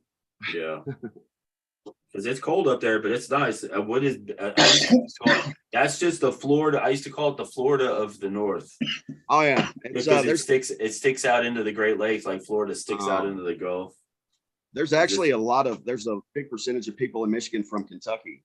Everybody migrates back and forth because they have some people have houses up here and they leave in the winter and come down here during the South. No, this was because of work, man. Detroit was the first closest place to Kentucky that had jobs back in the 50s, 60s. My grandfather moved up there and worked for like Hudson Packer Car Company. Yeah, that's the car industry. Yeah, and they did a good job on destroying that. Oh yeah, it was pitiful, but man, it's great to see. Like my first one up there in the cannabis business, you would literally, guys, you have to imagine like miles and miles of just abandoned, burnt down like neighborhoods. They have plenty of. And now when I go up there, it's I'll be traveling to a certain dispensary to visit. And you can see all these new businesses, right down the road. That's what it does. Because the thing is, once the dispensaries come in, the businesses get established. It's all of the residual businesses that are growing up around that are setting up because it's becoming a trendy area because of what the anchor that's created by the cannabis industry. It's been going on. Can you see the chat? Yeah, I don't know about that idea. What's read this idea? What's going on? This idea. Read it repeatedly. Go ahead. I dare you. I dare you to do it. I dare you to do it. Actually, yeah, I can't see. He's crazy. I have a shtick. I'm thinking. I'll read it. I have a. What is this? Kentucky is on the 37 parallel, same as the Hindu Kush Mountains. That's true. That was earlier. I have a shtick. I'm thinking about going around undercover in Kentucky and visiting lawmakers, asking about cannabis. If they will answer wrong, they will immediately be shot by a non-lethal arrow from 300 feet per second and educated properly. Hey, man, that's my dude. I can get the velocity down. Dude. As a television lawyer, I would recommend that you do not answer that question. That's my idea, man. I've always talked about the Thorazine dart gun thing. Thorazine dart gun. Look at this guy. He's got a compound, but you get a Thorazine blow dart gun. No, he's ready. Look at this guy. Look at this guy. He's got the arrow. Look at this thing. It's not lethal. Wait, hold on, dude. That'll hurt somebody. Yeah, man. no, you're gonna hurt someone. You're gonna kill somebody. Yeah. Oh no, we got to get a non-lethal up. I hate doing this. How's that non-lethal? That's going to go through somebody. You got 50 feet per second on that thing. This zombie slayer turkey arrows, those are very lethal. Those are very lethal. Oh, what do you got? I turkey hunt here in Kentucky. That's good. Everybody hunts in the South. Only the real men. Yeah, well, the real men that don't. If I had one of those, what is that wheelchair called? The one that's the God dang it, the rip chair. If I had the rip chair 4.0, I'll get out there and go hunt with you guys because that's a tank that I had my wheelchair in. Dude, I got a brand new C500 that I'm having knobbies put on right now. It'll go through the woods a little bit, but I'm going to put the knobbies on it. It's going to have like pretty much if you can envision a tank that's got the V on the front of it. Yeah. It's going to cut through brush. Yeah. And you need it out there on because people when they have their land, people don't realize shit grows. Boy. Oh yeah, hey man, I got a. That's awesome. You're gonna put the tracks on. So you got two wheels, one on you drive motor on each side. Yeah, but they're. I'm gonna take those fender wells off and put knobbies on it. Yeah, I've got I've got one of those out in the garage. I got one of those Galaxy Aspires, 2 wheels, the nice ones. Yeah, I'd love to have one of those with the tracks on it, man. It's pretty awesome. Well, the thing is free. about the ones with the tracks, the rip chair ones, they're unaffordable, man. They're $40,000 and nobody can afford something like that. I looked this one up because it was my great uncle's. It's been sitting in my barn for like 5 years covered. I didn't know about it. Yep. You Found it like a month ago, looked it up, $38,000. Wow. Ridiculous, dude. Yeah, mine's the thing is that the thing that you can do, and if you're a handicapped person and in wheelchairs, is you get into what makes your chair work. Because I have a 3-wheeled one, and then I've got my 2-wheel one, and two drive wheels and a guide one on my 3-wheel one, and on my other big, I call it the big red one, and they're all based on weight too. The bigger, but you'll know if you see one of those scooters. I guarantee you take that into your shop. The only thing you're going to have to replace 99% of the time is the batteries, because people don't know how to maintain the batteries. And the batteries, you never have to mess with like the hydraulic stuff at all. Nothing, dude, nothing. And the hydraulics, and when on some of those things like the rip chair and stuff that has it set up, it's just the way it is. But you have to then start small, and which I've done. I started out at a very small 3-wheeled one, 6-wheeled. And then you can get up and you can convert it yourself. You just have to have a modifying kit, put your tracks on, because it'll roll. You'll just put on rollers because your drive wheels will stay the same. The other things like the little guide roller wheels will change. I just don't, man. I like the speed of my chair when it's on a flat piece of concrete and just it's a joystick, and you can just. Dude, I'll outrun anybody. I'll outrun Michael Jordan. I like chasing deer through the forest in mine. Right. And dude, there's a it's either a TikTok video or something where a guy took the electric motor out the back of one of these scooters and put a 2-cycle go-kart engine in it. And that thing, dude, that thing's badass. Well, I'm talking about right there, man. Yeah. Dude, so at what point in a wheelchair do your rights become privileges? Because at some point you have to have a license if you have too much horsepower, right? No, here's the thing. Well, it's not about if you make it a gas burning engine, that's why electric is so pushing forward, is because there's no real rules in place for how fast they can make an electric motor, but there are with the 2-stroke cycle engines and stuff like that. Those are there it is. That's the key. That's the key. The key is that we can have as much electrical torque as we want. It's all depending on the number of drive motors you have, like drive wheels, how you do it. But then the secret ingredient is crime. But what comes in play if you get clocked by somebody, a cop, right, get clocked by a cop doing 50. Look, we had a guy here in Bowling Green. Then you go off road and lose them. Come on, what are you talking about? We had a guy that got a DUI in an electric wheelchair here in Kentucky back in the late 80s. Got DUI. Yep. Well, because it's you're driving a vehicle or said vehicle, it doesn't matter what it is, on public highways while you're intoxicated. That is the classic definition of a DUI. Yeah, he was off the sidewalk pretty much. Doesn't matter. It's still a public accident. He got it. Yeah, it doesn't matter, dude. They'll give you a DUI for riding a skateboard if they could. So you have to watch out for that stuff.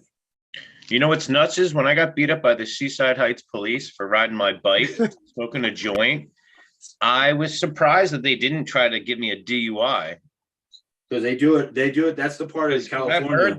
I've heard they've done that before, or whatever. Yeah, California has done that, and Huntington, when everybody would show up for 4th of July and park their cars, but they get on their bikes and start drinking. So then they passed laws where it didn't matter what you were on. If you were on a skateboard, on a bicycle, on whatever, that's considered driving under the influence. So you can get a DUI for riding a skateboard, a DUI for riding a bicycle, a DUI for riding in a car, a DUI for riding a motorcycle. So it covers anything with wheels. in Nashville, they've got these bars that are on wheels. So the only guy steering is the guy that's sober behind the bar. Everybody else is pedaling. And all the drunk people are on the pedal bikes, drunk as fuck. So yeah, you have to be careful and know that's where it's experience is like the only way you're going to be able to understand where you are. And that's when Lefty understands. He's talked to me for years about when I moved out of California, I was tired of dealing just what was going on in California because I knew as soon as I was going to get on the road, it's going to be different in Arizona. And once it's different in Arizona, it's going to be different in New Mexico. And different in New Mexico, it's going to be different in Colorado and Oklahoma. And all it just is this vicious cycle of you have to pay attention what line you're crossing because, oh no. And the only line I care about right now is not crossing against the flow of immigrant traffic coming across the Mexican border. So just stay away from the Mexican border because that's being flooded this way. And just because the lines that you cross now are safe in my mind, from New Mexico all the way to Sacramento. And you can make it as long as you travel correctly, don't get into trouble, don't wreck, and then don't be carrying and being stupid. And when I'm saying carrying, leave your guns at home if you want to go take a trip, because that's the bad thing is if you want to have your weed, leave your guns at home because that's where they get people having the presence of a controlled substance or whatever under DEA Schedule 1 classification, guns exacerbate any charges. So leave your guns at home. But they find a little bit of weed on you now, they're just going to either let you go, confiscate it, go stomp it out. But you're safe now that you can know somebody in New Mexico, in Arizona, which I do. And God forbid, if I go into California, the list of people that I know in California is longer than my arm. So, no weed here. Yeah. But it's unfortunate because you have places like Kentucky that have rules in place, but then they didn't finish the process. They start doing this stuff, they start exploratory stuff because everybody's doing it, or they had some issue like with the Dixie or with the cornbread mafia. And then they stop it. But they have to understand places like Mississippi and Kentucky, and somebody's doing life in prison, the state is making a lot of money off of them from the federal government under the Bureau of Prisons. It's all about money. It's all about getting you in there. And the reason why cannabis people are incarcerated more is because they're very compliant. They don't cause problems behind jail. They can go through the process. We can talk about the privatization of prison systems as well, but that's now I don't know how. And Kentucky is Kentucky full privatization? Does Kentucky have any? Kentucky's for anything that makes our fucking politicians money. Period. Okay, so they're liquor, all full private. Prostitution. So you guys don't even own your own prison. You don't own your own prisons. That's the great thing about Texas. Yeah. We've got a DOC, but still the prisons themselves. Well, the Department of Corrections is the umbrella organization that controls the subcontractors that they subcontract out to. That's how it works. These companies put in money into a process of bidding to who's going to run the prisons, and then they're given the contract by the state of Kentucky and the Department of Corrections to run said prisons. Because that's fair. With quotas. For sure. And that's why I'm saying they're going to lock up more cannabis users, because cannabis users are docile prisoners. They're just going to do their time and get out. Unlike people like me, I didn't want to do my time, so I fucking took up as much time as I could on them going to court and blowing their own fucking money. And whenever they start seeing that they're only going to get $14 in 6 pounds of rotting weed from somebody, and they're trying to put them in jail, but they spent $250,000, $400,000 in court time and all this stuff just to prosecute somebody that you're only going to recover $14 in a bunch of bad weed you can't do anything with. The economics, fucking criminals off the street, right? The economics are going to kick in eventually because they're broke and they can't pay for it. Everybody keeps talking about the federal government's the debt ceiling needs to be raised stuff.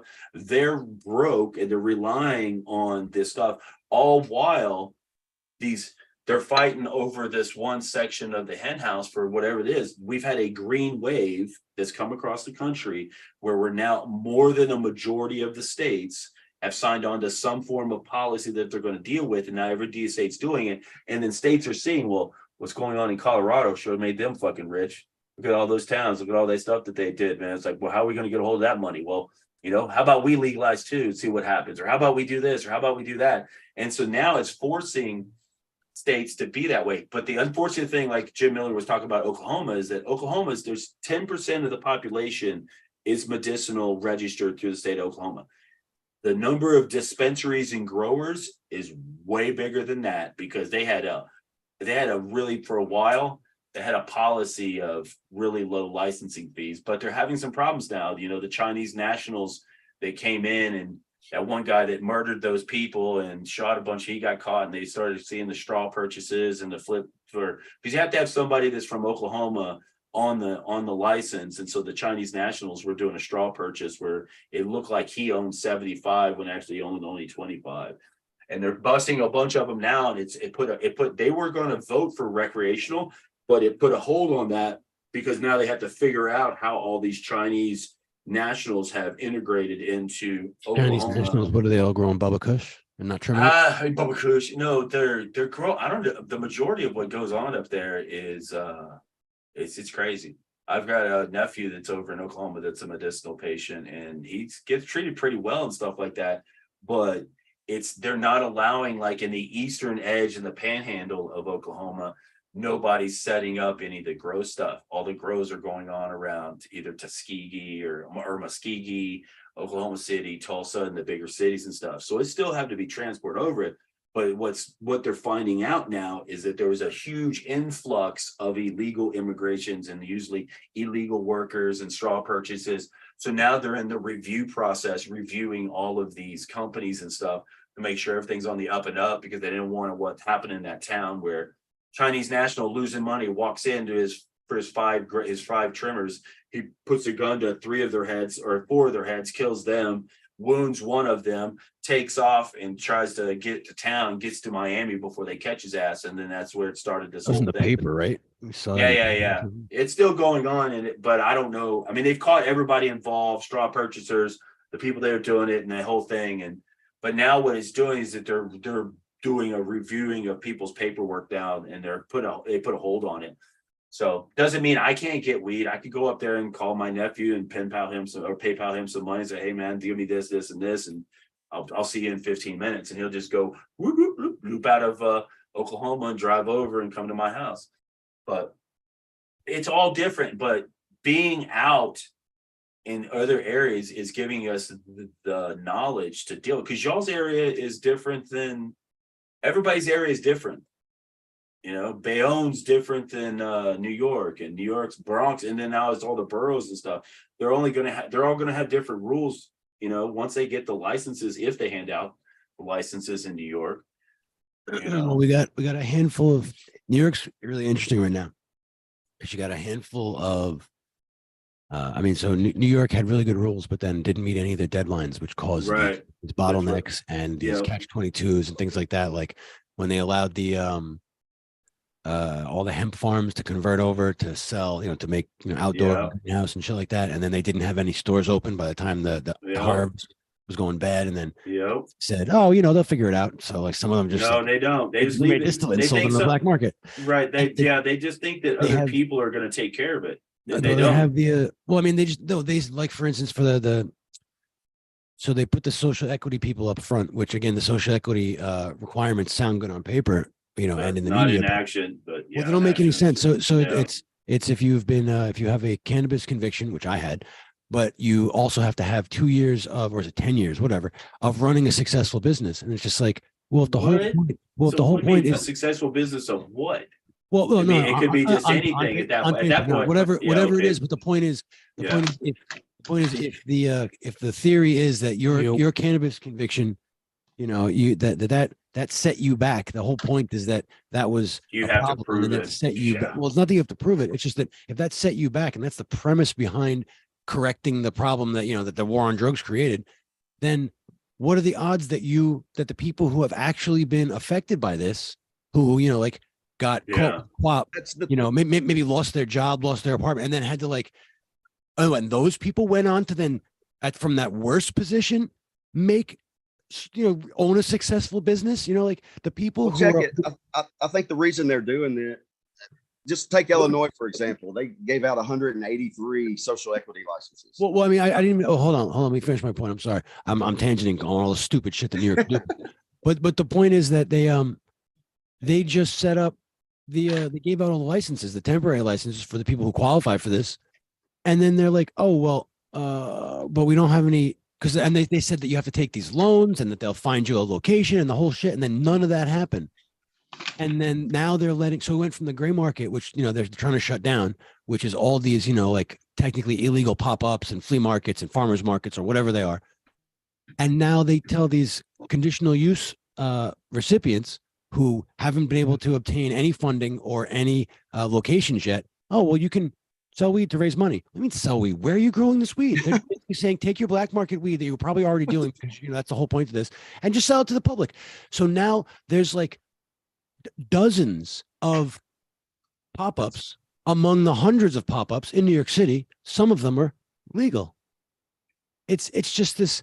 It's so stupid that I don't remember what were we even talking about. Like it's just they botched it so bad.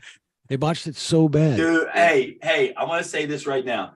The reason why New York dropped the fucking ball is because they want to make money on the bridge toll fees of everybody rushing to New Jersey to get their weed. Listen, so there was a really good interview, and it slipped below everyone's radar. And I'm really lucky that on Instagram, you need to follow the Blacklist XYZ. You need to follow the New York Cannabis Times. You need to follow these websites that really, So there was a radio interview that the head of the OCM, the Office of Cannabis Management in New York, a radio interview that this guy did, or one of the heads, and he basically said it like this. I'm going to paraphrase. He said the purpose of New York's social equity program is to actually give people equity. The people who have been harmed are going to get their. He didn't say reparations, but he said here's where you get your. Well, that's where people that's why people like Burner comes in with cookies. What he said was, someone asked him about, MSOs, because there's this lawsuit in New York currently banning MSOs from doing business, or it's a law that part of the law bans MSOs, and then MSO from Michigan actually sued. So there's a handful of things still undecided. And take this joint from me. Pass it this way. It got the chronic amnesia going on. So I forgot what I was saying. They we just did a podcast about forgetting what you it's called. I mean, I got so much coming out. It's called chronic amnesia, man. It really happens, and people just saw a prime example of what goes on with cannabis, and then all of a sudden you just lose. Well, we did do. You saw me dance. We did. He was driving along on the freeway, and all of a sudden back is not hurt. Yeah. I think it's got to do with the fluoride. That's what it was. So the head of the OCM. So the head of the OCM, right back on track. The head of the OCM gives this interview where he says, "Look, you think we're actually going to prevent MSOs from coming into our market? You mean the people who do this for a living, who are professionals at the top of their market and their industry, who make lots and lots of money and are, as far as anyone is concerned, successful at this? You're saying we're going to prevent them from being in our market?" He said, "No way." He said, "What we're doing is we're giving the little guys a little bit of time to get some market share. And then you either get their shit together. And then you either fail, or you are bought out by the MSOs who are going to come in and dominate the market. So if you have your niche, then they will just obtain you and pay you millions of dollars to walk away. And so his point was, that's the social equity. If you want your social equity, get in, be better than the guy next to you, and they get bought out by an MSO." He said, Can anybody answer this question? He said there's no room for the little business, basically. He says no room for it, realistically. But out of all social equity, money, especially not now. What's up, Lee? Out of all social equity licenses given out in the United States, no matter what state, can anybody tell me without looking the percentage of those that make it to brick and mortar? It's got to be. And I'll tell you, it's less than 8%. Well, you have to look what happened. Designed to bankrupt. The reason really, the MedMen and all that stuff. It's just a front for people to come in and get investors to go into the business so they could then rob the investors. It's not about opening up brick and mortars. Look what happens with Cookies. Cookies has a location in the Bronx, but he's not selling weed yet. It's actually a Cookies Apparel, brand. right? It's apparel. And because he hasn't Although got the apparel makes more fucking money. but it does. It It does. does. And burners Railroads. learned that. But you're now seeing there is no such thing as so-called social equity, even though the majority of the people that are harmed by it being to be Black or Latina or Latino. And then so you have to have Social a equity is situation with social equity within that situation. It's not going to happen for the small growers. It's never going to happen because they're always going to have these corporate bears come in. But the great thing is that these corporate bears are all starting to lose money and all starting to go bankrupt because of the gray market or the right market or the people just refusing to stop growing weed in their basements or in their closets or wherever that they do it. Because patients are going to grow weed whether you try to tell them to do it or not, because they don't give a fuck. Well, I mean, you got to think about all these other states that have legalized. It's not like the black market has gone away. So it's like each it's sometimes 80%. Like the legal market will be 20%, and the gray market or the black market will be 80% of that market. As the legal market matures, right? Like these different lanes become more clearly defined, and then if you want your corporate cannabis, well, you can buy it. If you want your black market cannabis, you can buy it. Exactly. You always have two options in these markets. It's always going to be you're going to get it from your bro that's going to come over and give you the deal, or you're going to go and get your ass up and actually go into a store and put your money where your mouth is. And I think there's actually a huge opportunity for no. That's actually the point. I think there's a huge untapped, unrecognized opportunity for, how shall I say, for niche businesses, right? Well, we called them boutique growers. Well, you need to have, and that's the thing is that you need to craft cannabis. More than craft. No, I mean like craft. So if you have, let's just say for the sake of argument, in a few years, let's say you have 15 states that have recreational grow. That's possible. A dozen states, whatever. Yeah, we're gonna have a lot more than that. Well, I mean, but just for the sake of the argument, okay. There's going to be a lot of product. A lot of product. I've counted it now. Competition. Can I take this joke? I love it. Gonna be a lot of producers. It is, and that's true. When any recreational market, when there's going to be legal grows, everybody gets into the grow, whether they were going to do it or not. There's a lot of people. A lot of people get in. Well, look what happened to your Real Housewives of New Jersey and the guys on there, and all of a sudden now you go on. Hey, they're not mine. Wait a minute. The real dudes of New Jersey started one of the guys started a cannabis in the cannabis industry and had been a drinker his whole life. All of a sudden it legalizes in New Jersey. He's now got the pull to be able to get into the cannabis space. You weren't having that before, and now it's happening. Niche, like I'll give you an example. A good example would be the religious cannabis, but instead of talking about the religious cannabis use, there are secular private sector businesses that are niche businesses. And I'll give you an example. Yeah. Anymore, I have to charge you for my course, but no, like a bud tender. Yeah. For a wedding, just for a wedding. So let's say that you want to have a wedding or like an open bar, but it's a bud tender. But right, you can just have a bud tender. Now, there's very simple ways around the illegal interpretation, the interpretation of that as something illegal. You can easily create, a contract between you and the person who's hiring you for the party, who's paying you. And those are private parties. Yeah, it's a private party. Usually. So, and you can have anybody. The cops are not stinging that party to catch you. You can put your fucking. You can do so it. I'm just like you're hiring the wedding DJ. You're gonna have to hire the florist. You're gonna have to hire the person who's doing the food. Why not hire yourself a bud tender instead of having a lot of niche? So there's a lot of. That's a good example. Niche. Don't let your idea out. You better. I'm already doing it. Don't worry. You better LLC that. The people who are like doing I'll tell you the OGs of that idea. You know who that is? Weed yoga. The cannabis weed yoga. They've been doing that for 10 years in the legal space, where they have, they provide cannabis for you. But you're paying for the yoga service. That's how they're trying to figure out in Colorado right now of how they're going to be able to exchange mushrooms is because they don't they can't have a brick and mortar for mushrooms, but it's okay for everybody to grow mushrooms. I mean, they And could have it's a all brick and about mortar for education. mushrooms based on, well, there's a couple of things going on. One, aside from the fact that the Native American Church or the equivalent for mushrooms has their federal exemption already, Right. but also, what's his name? Dave Hodges, the one who in California in Oakland. So they decriminalized mushrooms in Oakland, and then this guy named Dave Hodges decided to start a weed and mushroom sacrament dispensary, more or less, is how the police looked at it. And they came and raided him, but didn't charge him criminally, just took all his shit. And he sued them in federal court. He sued the police, the town, the county, the state in California, the city. So that's headed what to happens. court.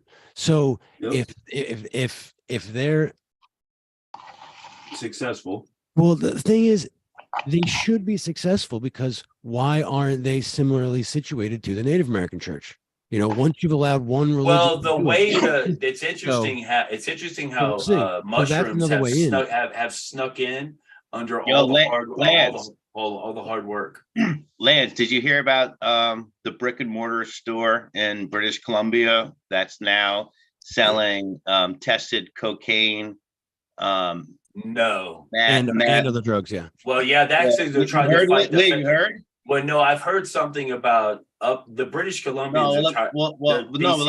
Let me tell you for a second. Listen, there's this guy. I think his name is Jared Martin. I could be wrong about his name, but this guy's taking a real stance here because the laws in British Columbia are lax with certain possession under, like personal use or whatever. Right. But this guy is he's now selling heroin, meth, and MDMA, a couple other things. And he's just, I think he's going to see what happens. In a brick and mortar. All tested, but in a brick and mortar. In a brick and mortar, yeah. He's daring the government to arrest him to see what happens. Guess what? Ballsy motherfucker. First one ever. He's going to be sitting in the same place that Leonard Pickard ended up, which is in a federal custody. And that's why I mention it, so we can see how this plays out. But right now, he's selling heroin. If he can, yes, they know, especially in British Columbia, Vancouver, BC area, there's a lot of drugs going on, but the authorities know, the RCMP, the Royal Canadian Mounties, they know about him. They'll let a lot of that shit go by the wayside, because that far west, believe it or not, the cops don't run the show on the West Coast. It's the freaking. Hey, I got some of the best mushrooms I've ever had in Oakland, like you were talking about, at a dispensary. They're called Toblerone chocolate bars, man. They have like four. Yeah. You know what I got at the fucking on 420 at the nighttime event I was at? Fucking DMT. Yeah, but see, that's it's all they saw DMT inhaler. DMT. Now, what color? Hey, Bongholio, what color was it? Was it like a purple?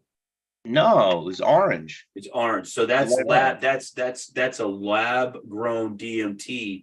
It's not like not naturally occurring, but they've been doing it because of I'm very aware.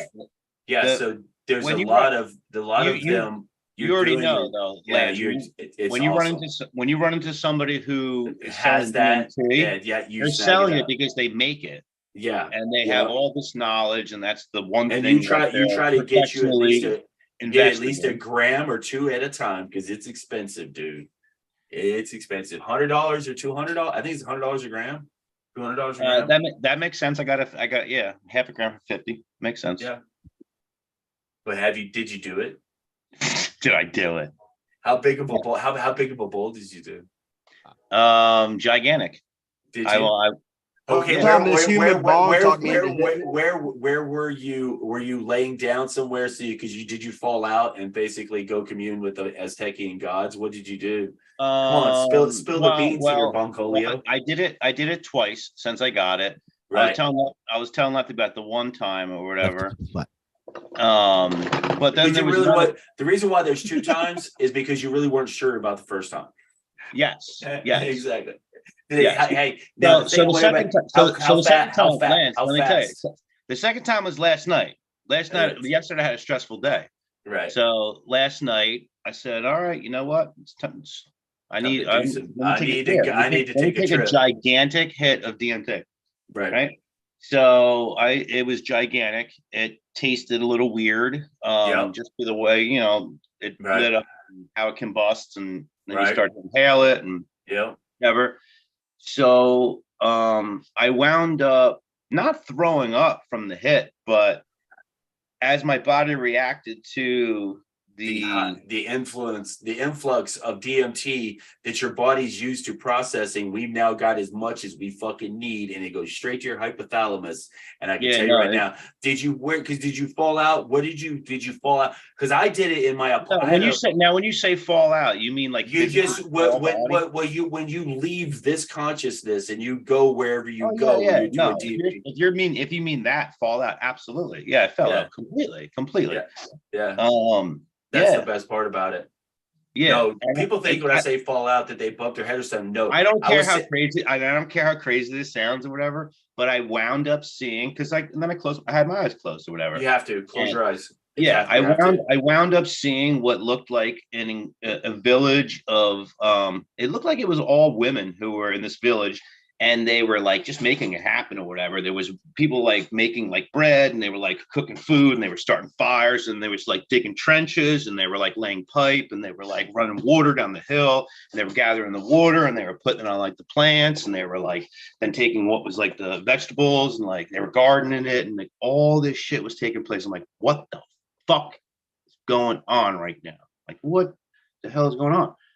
And I don't need to get into it right now or whatever, but everything that I saw relates to all the shit that I got going on or whatever, like working through it all or whatever. Very spiritual, very effective, very thankful for psychedelics. And guess what? Hey, and how fast when it was done that you go back to feeling absolutely normal. It was like 8 to 12 minutes later. Yeah, it's literally, people don't understand. It's not like you're going to be, back in the day, you take a tab of acid, you're in for 4 hours. DMT, you're only in for 15 minutes or 20 minutes. But it's so different where if you keep your eyes open, everything's Super Mario World. Yeah. Everything turns cartoon, and everything is Super Mario World, and everything is like, it's not trails like mushrooms or like acid. It's computer images. It shifts. It's all just imagery. Like it's just Akashic records. Has anybody ever heard of the mentioning of the Akashic records? Have you ever heard about that? It's where all knowledge is actually kept because you can't see it. It's actually in the ethereal. I think whenever you do something high levels of psychedelics and DMT, that's a general consensus that we all have. You're seeing the tenders or the people or the interdimensional beings of the Akashic records, the people that are controlling all of the knowledge that you're being interjected with, because you're doing something and you're tapping into that there's that veil between humans and plants, and that's what DMT does. It allows you to peer through that veil. And my biology and those compounds are no different than the way that your biology is, and those compounds. And everybody reacts to the dimethyltryptamine. Animals, bears, animals, if they get a hold of something that's those entities that you see, and all that stuff, they're real. There's a general consensus that we all share as human beings. We're all capable. That's the Gaia. I got a question. The Gaia theory. Do you think if I fed turkeys DMT, it would make them easier to catch? Yes. Yes. If you'd have that much DMT, though, why waste it? It's $100 a gram, bro. You'd be wasting on a bunch of. A big turkey's like 30 pounds. So I mean, I know they're big. Just get to be a better shot with that arrow, man.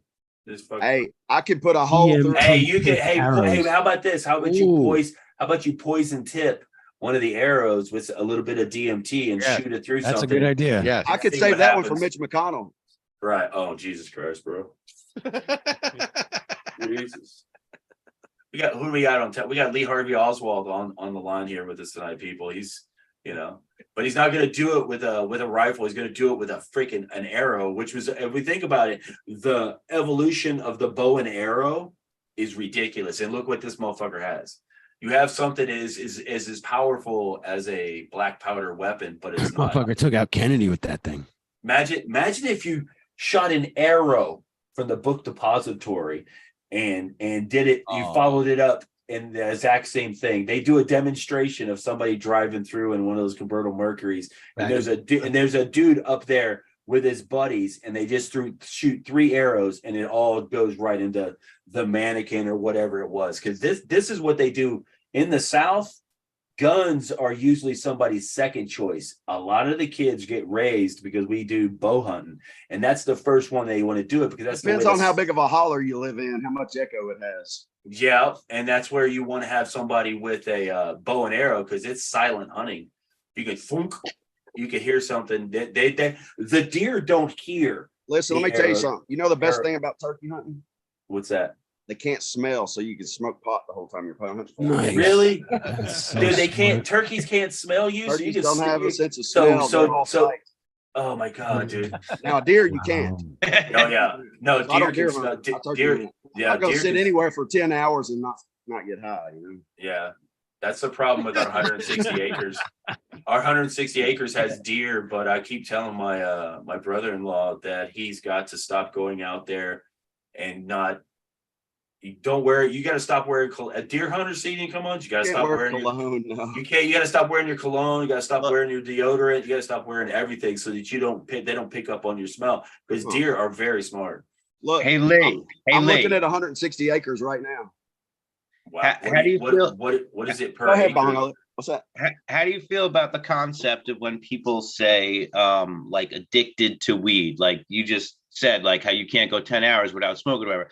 I choose not to go 10 hours. Yes, I choose too, right? And I'm with you on that or whatever. But at the same time, and I don't care if it's unpopular or whatever, but like I'm addicted to weed. I don't care what that sounds like. I need if I don't have it, I'm gonna be intolerable. It's gonna get to a point where everything's gonna be unbearable. You need to learn how to detox off of it. It's part of the stigma. It's addicted, all that shit. It's a bad word. Opiates, a bad word. You know, well, it's a bad word in Kentucky now because we're trying to pass medical and they're trying to say all this shit. So we try to avoid that A word here, but for sure. And I totally get that. Yeah, absolutely. But for me, I'm like, we're in New Jersey, whatever. I wish you could have the luxuries that we have in comparison to your state. You know, it's don't wish for me, wish for the people that well, it's almost like we're all in the same boat. The people that are getting arrested. That's why whenever I was transporting, we're all the same. So the people that are having to take their kids out of state to get medication, those kinds of things. I know you know that. That's the great thing about things like that happening, guys, fellas. We wouldn't have Charlotte's Web without somebody having to leave and go somewhere else out of their states, because other states have left because I know there are states that would rather do the enforcement side of it and have the jails already built than to cave to the cannabis industry and change their laws. That's why we now have a countdown to see who's going to be the last state to freaking flip. You have to have something in the works in your house or legislature right now. If not, you're behind. You're behind. And every state's different. The tougher states like Kentucky, you know, Mississippi, Alabama, Kentucky, Georgia, you know, they're fun to fucking watch, but they're not. There's no solution in the future anytime soon. Everybody has illegal laws, especially when it comes to big game of transportation. 3-card money right now. It is. It's huge. But then also think about your interstates and stuff like that.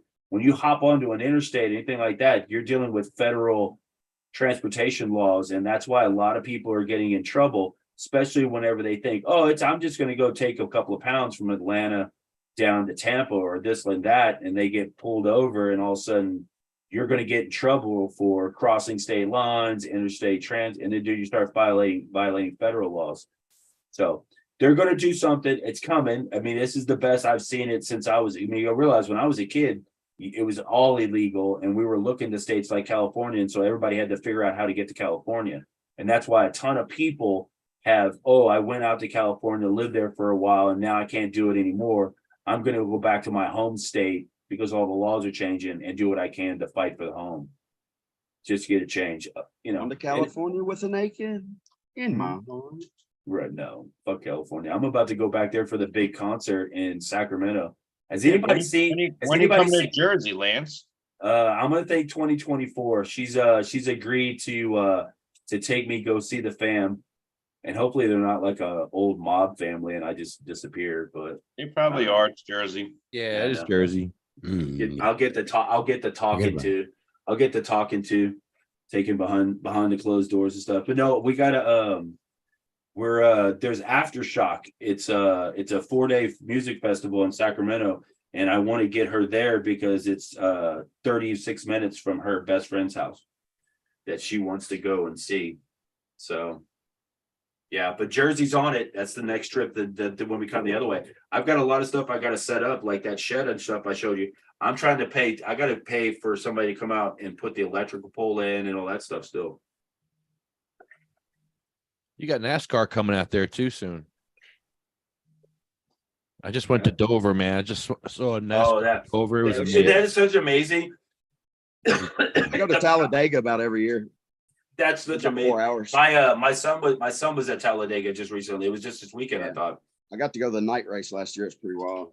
Yeah, if you want to talk about American ingenuity and American power, all you have to do is go to one NASCAR race, and then you'll feel it. Go to a super track though, because go over 200. Hey guys, look, there she is. The Jersey girl herself just made an appearance in the background, and nobody saw her. Where's the pen, babe? You have the pen. I handed it to you. It's on camera. Hit the pen, Jen. You're on the camera. Oh. No, she just bought the reason why we're going to be able to do the cross country. No, she bought it. She bought a 1998 Mallard travel trailer that has been pristine condition that we're going to hook up to her 1996 4-wheel drive GMC truck, and that's going to go mobile. I got a 99 F-150 in the driveway right now. Yeah, and people read the real 300,000 miles. Go in. You can get 500,000 out of your trucks, man. Everybody knows that about these trucks around here. You can get 500,000 miles out of a big full-size truck, and if you can't, you're an idiot. You're an idiot if you can't make your car or will your car to 500,000 miles. Because the semis, man, I'm having problems at 300. I don't know if I'll make it. Does that make me an idiot? Well, just start replacing what is wrong with what it is. I've got a minivan that I had a whole hell of a lot of problems because somebody did a front end collision on it, and I've literally replaced everything I can because it's got 273,000 miles on it. And now that I've done all this replacement stuff of everything, I'm aiming for 500,000. And these cars replaced the original fucking. Look, I just smoked and I forgot what I was talking about. That's the best. That's why alternator. The original alternator. See, that's going to go out, and that's why you've got to just not assume that you should look at your vehicle at 300,000 miles and say, "Hey, I'm going to start replacing this. I'm going to start replacing this," and just make yourself a long. It's not really something we do. Like we wait till it breaks down and then we fix it. That's why weed is so good for depression. Sometimes you forget when it breaks down, when you get really high. When you're broke down on the side, when you're broke down on the side of the road, that's why that got a mechanic comes from GMC or what's you got the. Well, check this. We've got a podcast I do on Monday nights called Under the Tree here in Kentucky. Right. We had a whole episode last month on Do You Remember? And we were talking about the fluoride in the water here, but we did a comparison on, and I'm still waiting for the results on the night that we all went that day without drinking, or that week without drinking any tap water, like on purpose, not knowingly. And we're going to compare the notes for when we did the fluoride. We're knowingly drank fluoride, and then compare it to when we knowingly didn't to see if that was it. I'm still on the side of the cannabis. Dude, oh man, here's the thing. As an organic chemist, the American Chemical Society needed a place to basically dispose of certain chemicals in this country. And so back in the 50s, they decided for the public water treatment plants, we're going to have a slight level. Because when you're testing, we're going to get shadow banned, man. No, you're not. Here's the thing. I worked in an environmental laboratory where stayed in Holiday Inn Express last night. Well, here's no. I'm kidding. It's not like that. My job also was I was doing cannabis stuff out there. Is I worked in an environmental laboratory doing the testing for the drinking water, wastewater industry. And they're allowed all these public water systems. Oh, and there's no. over I there's test over my own 10, water. there's over 10,000 over them.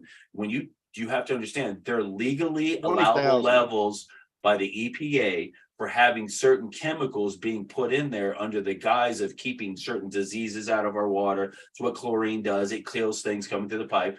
But fluoride or fluorine was brought in because back with the American Dental Association, it told everybody you need to have fluoride to keep cavities away. And so this is a way to enter into poorer areas. Remember when they used to come to your school and make you swish swash like with the fluoride? Yep. And that's the thing is that they've learned now, and they can't have high levels of fluoride or high levels of chlorine or bromine and all of those. They're called halogens. They've now, these public water systems have to be tested religiously to make sure they don't have high levels. If they have high levels of the fluoride or the chlorine, or even and I'm going to have to say this, the radiation stuff, there's radiologicals in there, gross alpha, gross beta, radium 226 and stuff, 228 and 229. They're legally allowed because the residuals of coming off in places like Utah, where the runoff comes into their places, they have to test for all this stuff. And it's out there. EPA committees talk about it, but they haven't changed the levels of that stuff in 25, 30 years. It's set in stone. Those EPA regulations got set in stone sometime in the 90s, and now we all go based off of a certain level of legally allowable stuff we're legally allowed to dump chlorine in the water system. And so they add stuff and they control the levels so it doesn't get to super high. It's because it's a way of the water treatment process. And it's an ugly process. But hey, look at it this way, at least we're treating our water here in the United States. A lot of countries don't even treat their water. They use the rivers as a way to deal with their waste. So we've got a good system here, but it's kind of bad because in some areas they don't know how to control the levels of the fluorine and the chlorine and the chloride stuff. Yeah, like Kentucky. And like Kentucky. And what that does is it allows these quote unquote conspiracy theories to come in and start talking to people about, you don't need anything in your water, and then you need to understand what your water is. Like for me, I don't drink what most people drink. I think the conspiracy theory is the fact that they tell us that the fluoride's all right. Well, it's because of the American Medical Association getting in with the dentists out there in a long time saying that kids' teeth were rotting out because of what they're eating and what they're doing. We're going to sneak fluoride into the water system because they have to drink water and because they're not going to brush their teeth. It was a kind of a situation but I can tell you right now, they're only allowed a minimal time because they're thinking about having it over a period of time instead of it doing just systems that get in trouble where all of a sudden some jackhole came in and dumped a whole 50-kilo bag into the water treatment system, caused a spike of the fluoride, and then that passes through the filter system and out into the public, and people are getting chemical sick. I'm not going to lie to you. Yes, there are chemicals in your water. That's why you need to be cognizant of what you drink as water. And for me, I drink alkalized water, mineral alkalized water that is purified first, made 7.0, everything stripped out of it, and then they add back the trace minerals that you need to bring you up to a common pH that you need. I usually boil mine for like half an hour after I get it out of the fridge. But that's considered distilled water. You're just boiling off everything in there, so there's nothing in there. You don't have any nutrients, anything. Now get good at adding trace minerals back into your water and raising the pH. I was kidding, man. Totally kidding about that. Yeah, we don't drink creek water. You could, though, if you do it right. You could. There are people doing it in Panama that's how they suck off of the creeks, which in some areas is better water because it's being filtered by the area hillside. Yeah. You have to know what you have. You have to know what you have and know where to draw off to it, because if you're not drinking creek water, you better not be drinking tap water. Because if you're drinking tap water, never feed your pets tap water, because it's got chlorine in it. It's like feeding them pool water. I love that shit too, man. Yeah, they do, because we used to love drinking out of the hose when we were kids. How many people drank directly from the hose when you were kids? I lived. What year were you guys born? 1970 here. 75. Yeah, so all Gen Xers, of course. Bungholio, when were you? Bungholio, you were born in the 60s, weren't you? Hell no, 60s. I ain't old like that.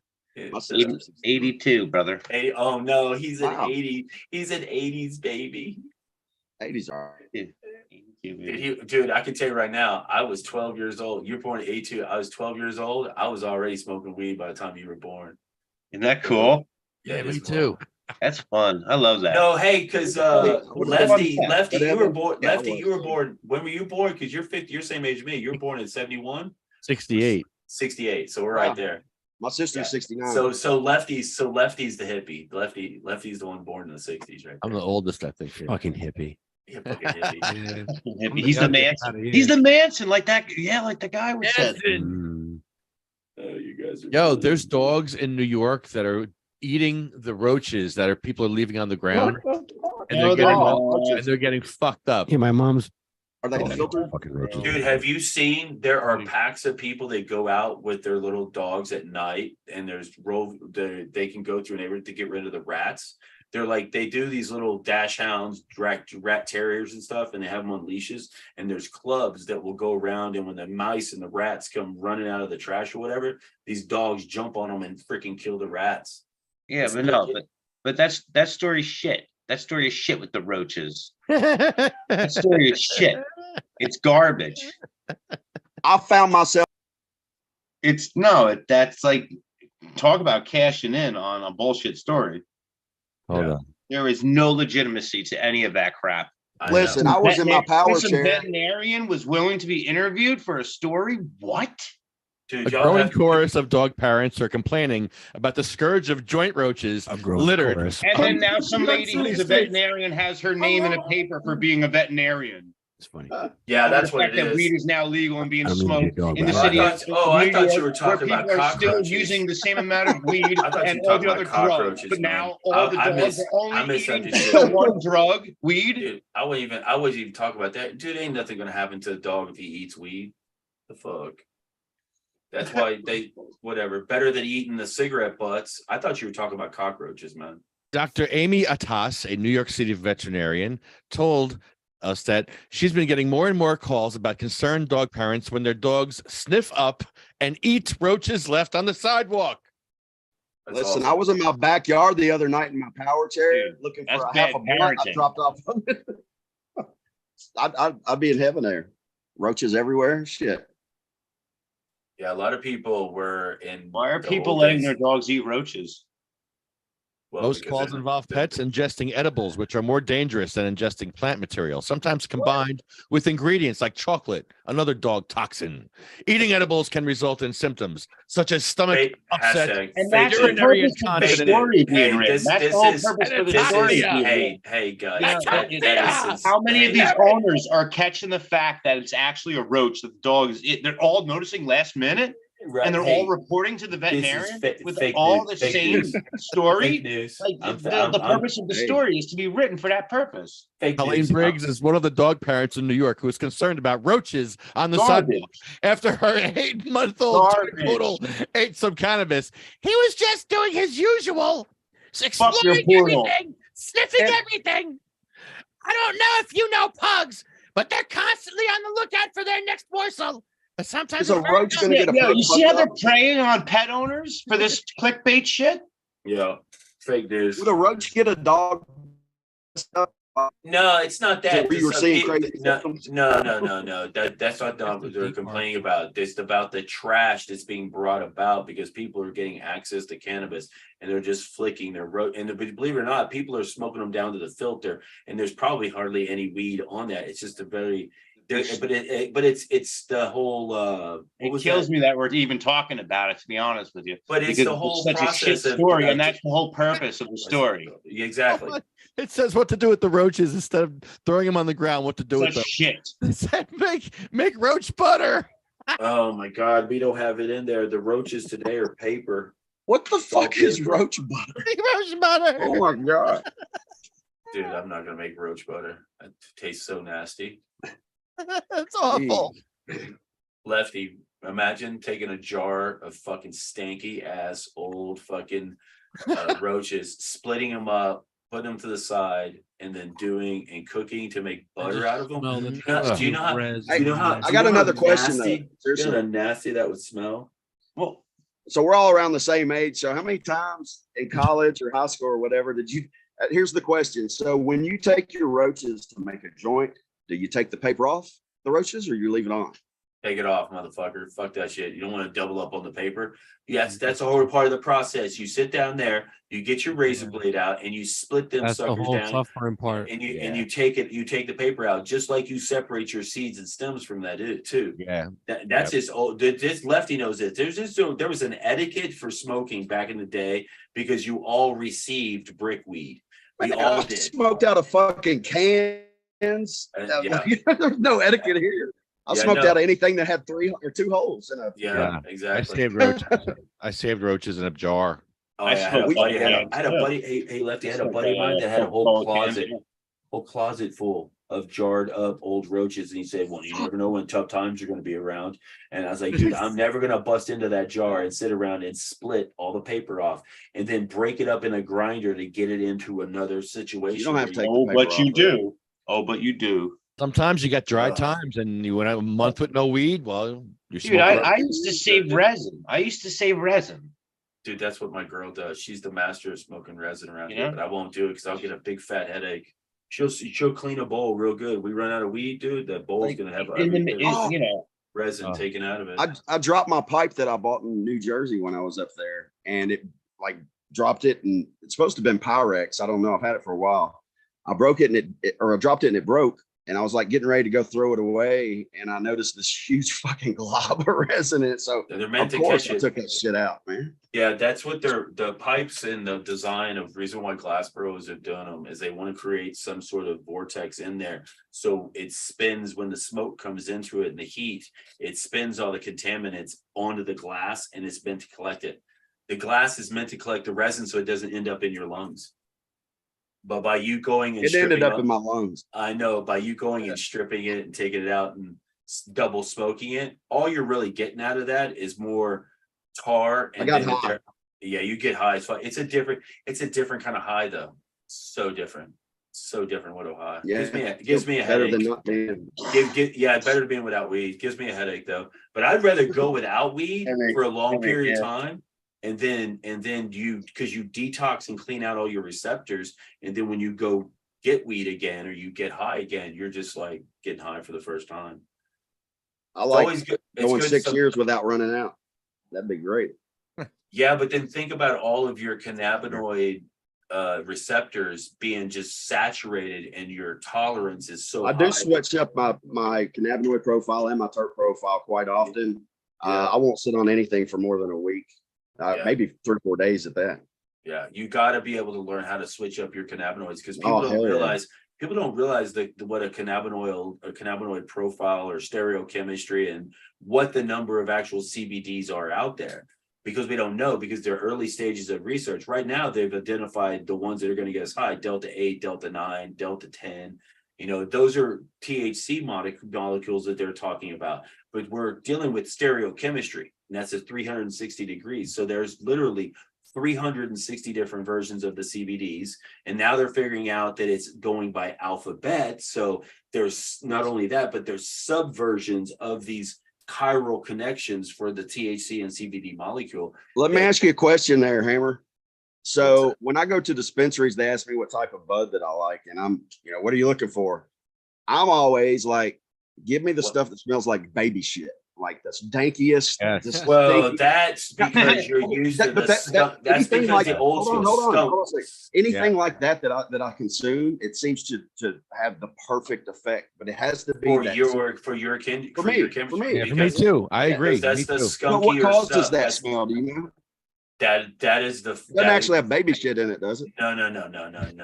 The terpenes, and within that there are that's what creates the smell. That Well, I was asking specific, like, do you know like specific ones? what? I No, I like don't know. Mercy. Do you know how diverse it is? It's literally 360 different versions of CBD. Well, they only list like what, and then you go down into the terpene profile. Somebody can out with you. Says it comes from the skunk plant, is how I never heard that started. before. And then that's where that one flavonoids or whatever it is, It's a that- distinct smell. Everybody's It's a smell distinct technical, I'm sure. It's the same thing while rotten egg smell is H2S and stuff like that. It's a flavonoid, and it's how your nose and oil factories pick it up when it comes into, but it's just another connection point on a chiral center of a molecule that we don't know. We're just knowing right You now. lost me at Cairo Center. I was wondering, Okay, like, you know what? Okay, when what chemicals specifically causes that smell, or do you know? well, because your nose has receptors in your nose that deals. So you say with we all the- smell different?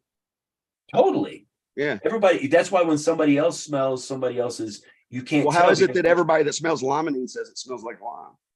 Don't because well, yeah, because that's a higher up on the olfactories of your nose receptors for that type of olfactories. Your nose is different, so the flavonoids coming off of the plant, you have your different species like indica and sativa and hybrids and stuff. Within that is what the limonene and all that stuff does that attracts humans to the plant to do it, and it's a smell. Some people smell sweet, some people smell skunky. So you could be smelling the weed. The best way people smell weed is smelling coffee grounds before they do it. So you can clean out your olfactories of your nose, so you can actually get a real smell of what it's going to smell like. Hey guys, question about New Jersey. I know in Michigan, never mind. Say it. You just forgot about it. Another chronic. Hey, tonight's subject, chronic amnesia. It's real. This is the second person that just suffered from chronic amnesia. As we smoke into, haven't forgot shit. I don't forget You're shit. the only one. I haven't suffered from chronic amnesia in a long time because I'm so used to mastering the side effects of cannabis, which is the munchies, and then trying to keep people on That a track. discipline? Yes, it is actually within. Yeah, because I can tell you right now, you can be taken. What happens when chronic amnesia happens is that the way the cannabinoids work in the brain, and it goes away as soon as you quit smoking. Literally, that side effect just for a minimum of a week. Some cookies and milk now. It'll come back. Yeah, it comes back. Chronic amnesia is a side effect of chronic THC use. It's funny to watch it happen. So that's why a lot of people, it would be your best interest when you run out of weed. Sometimes just detox yourself a little bit, and you'll solve that forgetfulness sign of it. We used to call it stoner stupid or stoner smart when we were kids. Yeah, I guess that's partially my train of thought, but I mean, I use cannabis to get off methadone, to get off opiates, to get off morphine. Yeah, now alcohol. I know you have to look at what is your pick your poison, and the number one in our country that people are addicted to is sugar. Then it goes like caffeine. You know, when you go down the line of what people alcohol, which is basically ethanol. So mastering what you put into your body, which I have to because I have MS, and if you just strictly stick to cannabinoids and cannabinoid stuff. Bongholio doing something like DMT is completely harmless because your brain is designed. Yeah, but you know what's fucked up? Bongholio's gotten off of heroin, methadone, all that. All because of shit. But I still can't stop drinking Coca-Cola. That's sugar and caffeine. Yeah, it's not happening. I mean, I'm doing better with that, and I'm really trying to make an effort. But don't buy it. Just don't buy it and drink more water. That's how people get off of that stuff. I tried to get off of it, man, but at like day 2, I was freaking lethargic. I continue to reward myself when I'm like at lunchtime, like fucking working outside, going up and down ladders. You know, lunchtime comes around, get something like fucking burger, fries. I'm gonna get a soda. Like I'm still there. When we went to New Mexico, they have a different burger place than they have here in Texas. Texas has Whataburger. In New Mexico, it's called Lotta Burger, and it's just it totally has horse burgers. But yeah, no, I'm not eating horse. But when we got done from the dispensary, as a reward, I went over there and they do a big double cheeseburger, badass, and then she got a chicken sandwich, and it beats. Like, you're going to spend $40 at Whataburger, and it's a big corporate thing. New Mexico has then cloned something almost like it, call it Lotta Burger, and they do it better for half the price. It only cost me a meal that costs most people $40 only costs you $20 in New Mexico. So that's why everybody, You know, you look how the economics around your states, and it's awesome. New Jersey does need to allow for patients to grow, though. New Jersey has to have that, because the patients were the ones that started this, and for them to not be rewarded by saying, hey, just give me 6 plants in New Jersey, but y'all should do at least 12 or 24, 48. You know, I mean, that's what it is. It's going to be like, who's going to say how many plants we can grow? Well, if you give me just 12 plants, say it's okay. Do you realize how big those 12 plants will be? Yeah, we don't have home grows here in Kentucky either on the bill. No, they don't. They don't want people to be able to produce their own, because then that's when the multi-state operators come in and be able to provide a turnkey operation. And that's all because of the agricultural industry in Kentucky has been wanting to keep cannabis out of Kentucky. It has nothing to do with the medicinal side. It's literally doing with the raw side of hemp side of it, because they really don't want people growing. The fact that we're the main producer of bourbon all over the world has a little bit to do with it as well. Yeah, it's alcohol. So it's alcohol and alcohol related. So that's where people have to understand that pick your poison and choose in your life. Like for me, once I got diagnosed with MS, I had already quit drinking years before that, but it was easier and easier for me to cut out. Okay, I got to stop doing this, or I've got 3 main vices, and it's the PMW, if you know what I mean. Yeah. BMW, pussy, weed, and alcohol. No, fuck alcohol. Pussy, weed, and money, man. Come on. Well. You don't listen to Lil Wayne? Yeah. All right, pussy, weed. Yeah, I'm high as fuck.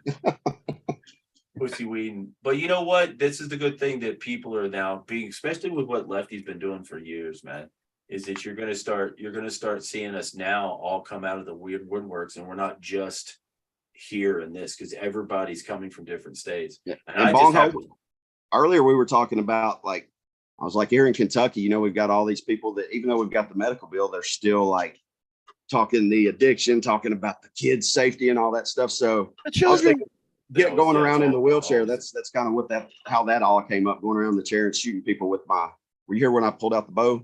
Yeah. Well, see, now you're going to if you go around something like that, then you become a public nuisance. And then that's when they bring out the MRAPs and they start bringing out the SWAT That's what team. they do. Those guys are public fucking nuisances when they don't have a ramp. Yeah. So you have not public nuisances, though, private nuisance, I guess, right? You're not annoying the public, you're annoying the business owner, right? Bong well, yeah. Well, no, with what Bongholio and Lefty do, showing up with ramps is trying to assist them to be compliant with ADA guidelines, which have been set down. They don't show up with the ramp the first time. They act like they like climb up the steps and can my friend come in? You know what? That's the whole shtick about it. Yeah, even though Lefty's in the chair, it doesn't mean he can't walk, but he can walk at those long distances is extremely painful. So I'm the same way. It's to do something as normal as going into a police station or going into a post office. They've made it in areas that are traditionally brick, stone, 6 stairs into it, and inaccessible for somebody like myself, because I'm not going to be able to go up 6 stairs. I barely can make 1 stair without a ramp. When we left the Brio police station, I had left my phone in there, and we filmed basically the police, their reaction when we had left the building without them knowing that we were filming them. Right. And so we were able to get some footage of them talking without them realizing that we were capturing it live. And the cop goes, he looks at Lefty because he sees him in the parking lot, like putting his wheelchair in the car or whatever. And he goes, oh, look, he's walking. As if like they've uncovered a mystery or whatever. Yeah, well, no, you know what I mean? Like the wheelchair is a representation of the fact but then the guy, then he goes, oh, yeah, I thought it was kind of weird the way he was moving. The way he was moving in the wheelchair? Yeah, I know. What does that mean? I had a lady in Las Vegas come up to me. She had seen me get out of my chair and walk on my cane. And here she comes. I'm out in the parking lot with my buddies, and she comes up. You can walk. You can walk. No, and I'm like, what the fuck is this lady doing? They so weird. They don't understand the difference between multi-levels of handicap stuff. And a lot of handicapped people have different devices for different things. Like I have like the arm crutches like you have, Lee. I have arm crutches, I have wheelchairs, I have walkers, I have all this other stuff because in electric, I've had spinal cord injury for years, 35 years. Yeah, so you learn So yeah, how to it's always been a cane or. yeah, Well, I left the hospital after 3 months in a wheelchair, barely moving anything, and then within 3 years, I was up on 4-arm canes and stayed that way up until probably 6 years ago. Finally went back to a chair because my knees are, I mean, I have no cartilage, any of that shit. You know how it goes. well, the crazy thing about people don't understand and they don't need to do it is handicapped people come in so many different flavors. The wheelchair is a And I met this girl that was, get them talk about access. flavors. Yeah, the wheelchair is just a tool in an urban setting or a rural setting or whatever it is to give you access to what normal people do. And that's all it is. And I don't care what I'm Your perception is your reality for some of it. I mean, yeah, I'm considered a partial pair, but it's my right arm and my right leg that are dead. So it's kind of a distraction. My left side, my left arm and my left leg are just as strong as they were the day when I got my MS. So a lot of people get confused, like, what do you do? What are you doing? What are you doing in a chair? Well, I have what's called a dead leg and a dead arm. And so most people don't understand what paralyzation is. They understand what a quad is, somebody that can't move from their neck down, or a para from their waist down. But there's so many different with. Yeah. And I'm at the point, man, I hate to see people like struggling walking on a cane or something. And I'm like, because I did that for years, like just completely tore my body apart. And now that I went back to the chair, it's like, man, why didn't I do this sooner? I can't get there And that's quicker than most people. For me, and this is the thing is like sometimes it's very inconvenient for wheelchairs because in New Jersey, they have literally a little step going into probably 90% of the businesses, a little, what do they call that shit? It's not even a big step. It's a little 6-inch step. So it's just a little threshold step. A few steps. And sometimes a few steps, and it's not much for the normal person to just kind of 1-2 into the store, but they forget about the people in wheelchairs. And this has just been going on since 1994. People that surprised the hell out of me when I saw that, because I thought that you would be more advanced up north than we are down here in the south. But the south it's pretty freaking accessible. I mean, there's still some old country places. Yeah, they've made it the way they do it, depending on what you can get. And like the next step for me, being in the wheelchair, doesn't mean it keeps me from driving, getting in the side by sides. And out here, being where we are in rural America, as we want to call it, more and more people can get access. And that's what it is. If you can get in there and get back there, like in Utah and the rock crawlers and stuff, being out on BLM land, then that's what it comes down to. Getting access and being able to gain it, whether you're crippled, handicapped, or normal or whatever. And out here, I can do it a lot easier because it's flat and it's all ADA compliant. And if not, there are laws in place to prevent them from doing, like all new construction. There's, let's go lay some more concrete.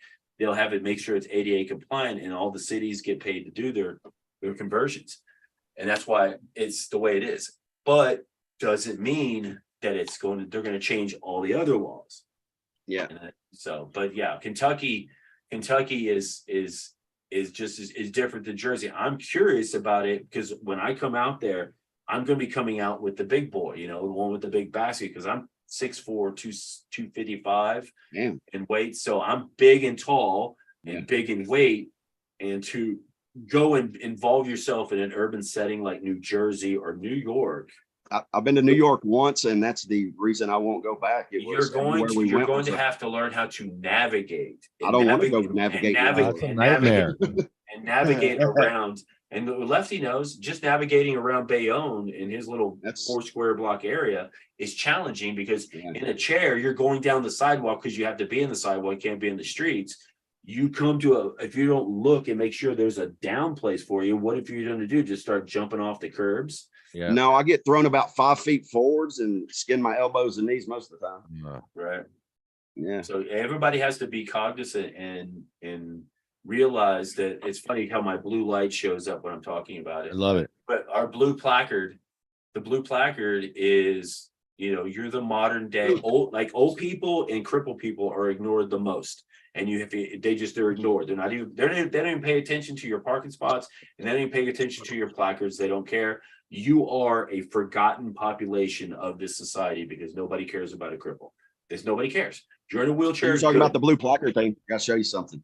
Yeah, I have 2 blue placards. You have a blue placard on your car. You might as well be a, I don't want to say the word, but For me, being fully able, upper arms and stuff, I would rather park. I usually don't park in the handicap. I usually leave that for people that really need it, like maybe you do, or but I don't see why people that are used to being in wheelchairs, like maybe do wheelchair sports, why they want to park up front. It's like you're going to park up front to be close to the entrance, so you're going to play basketball for 5 hours. I mean, what kind of sense does that make? Well, for me, I don't go out that much and expose myself to because everybody's in so much in a hurry. But when I do, that's why I've relegated myself to getting onto basically the true drive motor with the four. Yeah, man, my hat's off to you. I can't imagine the big wheelchairs with the toggles with the little beep beeps on there, because when I do get access wherever it is, whether that's at a stadium, NASCAR, sporting events, whatever, I have a very nice smooth surface for a thing that I have to go from rabbit to turtle. I need to turn mine down because I will outpace. I have on electromotors, it's always rabbit and turtle. So if I put it on rabbit, I'm going to leave you behind. And I leave mine on rabbit all the time because I then feather it with the controllers. But normal people walking around, I will outpace you. In my big one, I don't want to do that. Thing's fast. It'll do probably. Well, check this out, Ed. You might know this, Eddie. Like when I go to a concert, if there's steps, I'll just park my chair and use my cane and go up the steps. Not a bunch, but a few. So I'm at a Pantera concert back in the mid-90s. And so I parked my chair down by the steps, walked up the steps, and I'm sitting there and I'm jamming out. And finally I was like, I use the bathroom. So I go down and there's this chick that has taken my wheelchair and they've let her like right beside the fucking stage. And she's down there rocking out. Yeah. And I'm trying to convince the security guard that, hey, that's my chair. That's my fucking wheelchair. Okay. I'm glad you brought that up. Because I'm going to the Aftershock Festival in Sacramento in October. It's Thursday, Friday, Saturday, and Sunday. Pantera will be there. Now they have observation towers, and I'm going to have to check in to an accessibility tent and be able to go and be on platforms. They have observation platforms at this concert. What else they have? Zakk Wylde on guitar. Well, I know Pantera is going to be at the festival. I'm not going to see them because that's Saturday night, Sunday night stuff. Because I've seen Pantera before, but I have other bucket lists on the Thursday, Friday shows that I want to see as a man's there. Yeah, it's a 4-day festival. It's expensive as fuck. I'm paying a lot of money to go out to be able to do it. And but yeah, that's because some people need to say hey to other people in Sacramento. It's just straight down the road too. It's 23 hours that way or 23 hours to you guys. So I had to make a call. Concerts cost a lot of money nowadays, man. And Stevie Nicks was charging $9,000 for You know what? Okay. She wanted to go to the Ohana Festival. She wanted to go to the Ohana Festival, which is in San Diego. And that's what's his name? $9,000? No. That's Coachella. Coachella for out there for staying for it, they were charging upwards of $30,000 for those like glamping. Y'all want to see my placard? Think about it. If she was doing $9,000 for like the front row seats, right? Whatever that breaks down, what would a bathroom break be? Great. Like, what does that break down to? If you took 2 bathroom breaks during the concert, I know it's expensive, but is that an $80 bathroom break each time? Crazy. Eddie Vedder is charging $338 per day. Per ticket for general admission for the Ohana Fest, and it runs Thursday through Sunday. $338 per ticket. I'm not paying that for Aftershock. It's $125 a day, which is very reasonable. I just looked up Morgan Wallen tickets for my daughter. The cheapest one I saw was $1,200. And that's fucking ridiculous. Ridiculous. You no, know, I Dude, you go to a concert nowadays for like $300. Just get used to it. That's a good price. Well, last month I went and saw Marcus King at the Ryman Auditorium. Third row seat, like $300. Yeah. Crazy. Anyway, I got that. We went to Mexico last year. Went to where we go, Isla Mujeres, and we all got cups. Like there was like 10 of us. Handicap cups. Wife made these cups, and they made me this one. Oh, no, that's awesome. But the funny thing was when we went to the meet and greet, there were like 4 or 5 people that I had never met, and they were like scared to death to present this to me. Like, are you sure? Hey man, that looks just like the thing off the back of the truck. That's just that emblem off the back of the truck mixed with the handicap thing. We don't mind that one. It's just a little hard. That's a little hard of a maneuver to pull off though. If you actually had a strip, if you no, it's that little symbol off of the back of the trucks that you see. Come on, man. And that's the handicap placard. And that's a good one. That's a good combo on it. But that's a little hard maneuver to pull off in a wheelchair, man. If you can find my grandfather's got that naked lady on some mud flaps on the back of his truck. That's what I'm saying. You have the mud flap naked lady with the handicap. They just combined it. That's pretty good. That's pretty good. Because it's not, the thing is that even though those things may be trademarked, doesn't mean you can't make a product of your own with those symbols on there. Because everybody can use the handicap. I pity symbol. the fool that tries to take it. It'll be funny. Let's thank cmmnj.org, Cannasense, UFCW, JacksonStorms.com, Smoking Monkey, Arlo Glass, OprahMachine.com, Pure Puff Lifestyle, and SativaCross.org does take donations for ramps at SativaCross.org.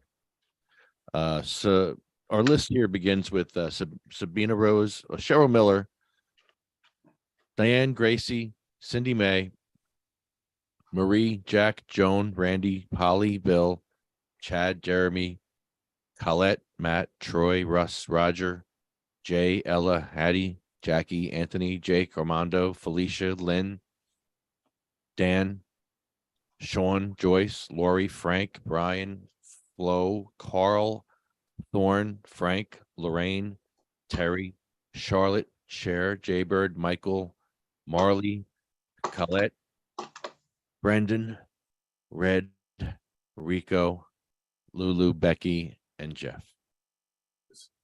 That's our list. It's a long list. Man, that's pretty cool. You got Lifestyle Condoms to sponsor you guys, man.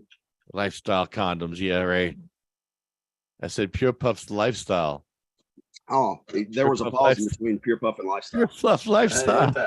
Lifestyle. Hey man, hey, dude, you know what? There's a lot of people that use condoms to smuggle weed, so maybe you could get a condom sponsor to smuggle your weed across the border.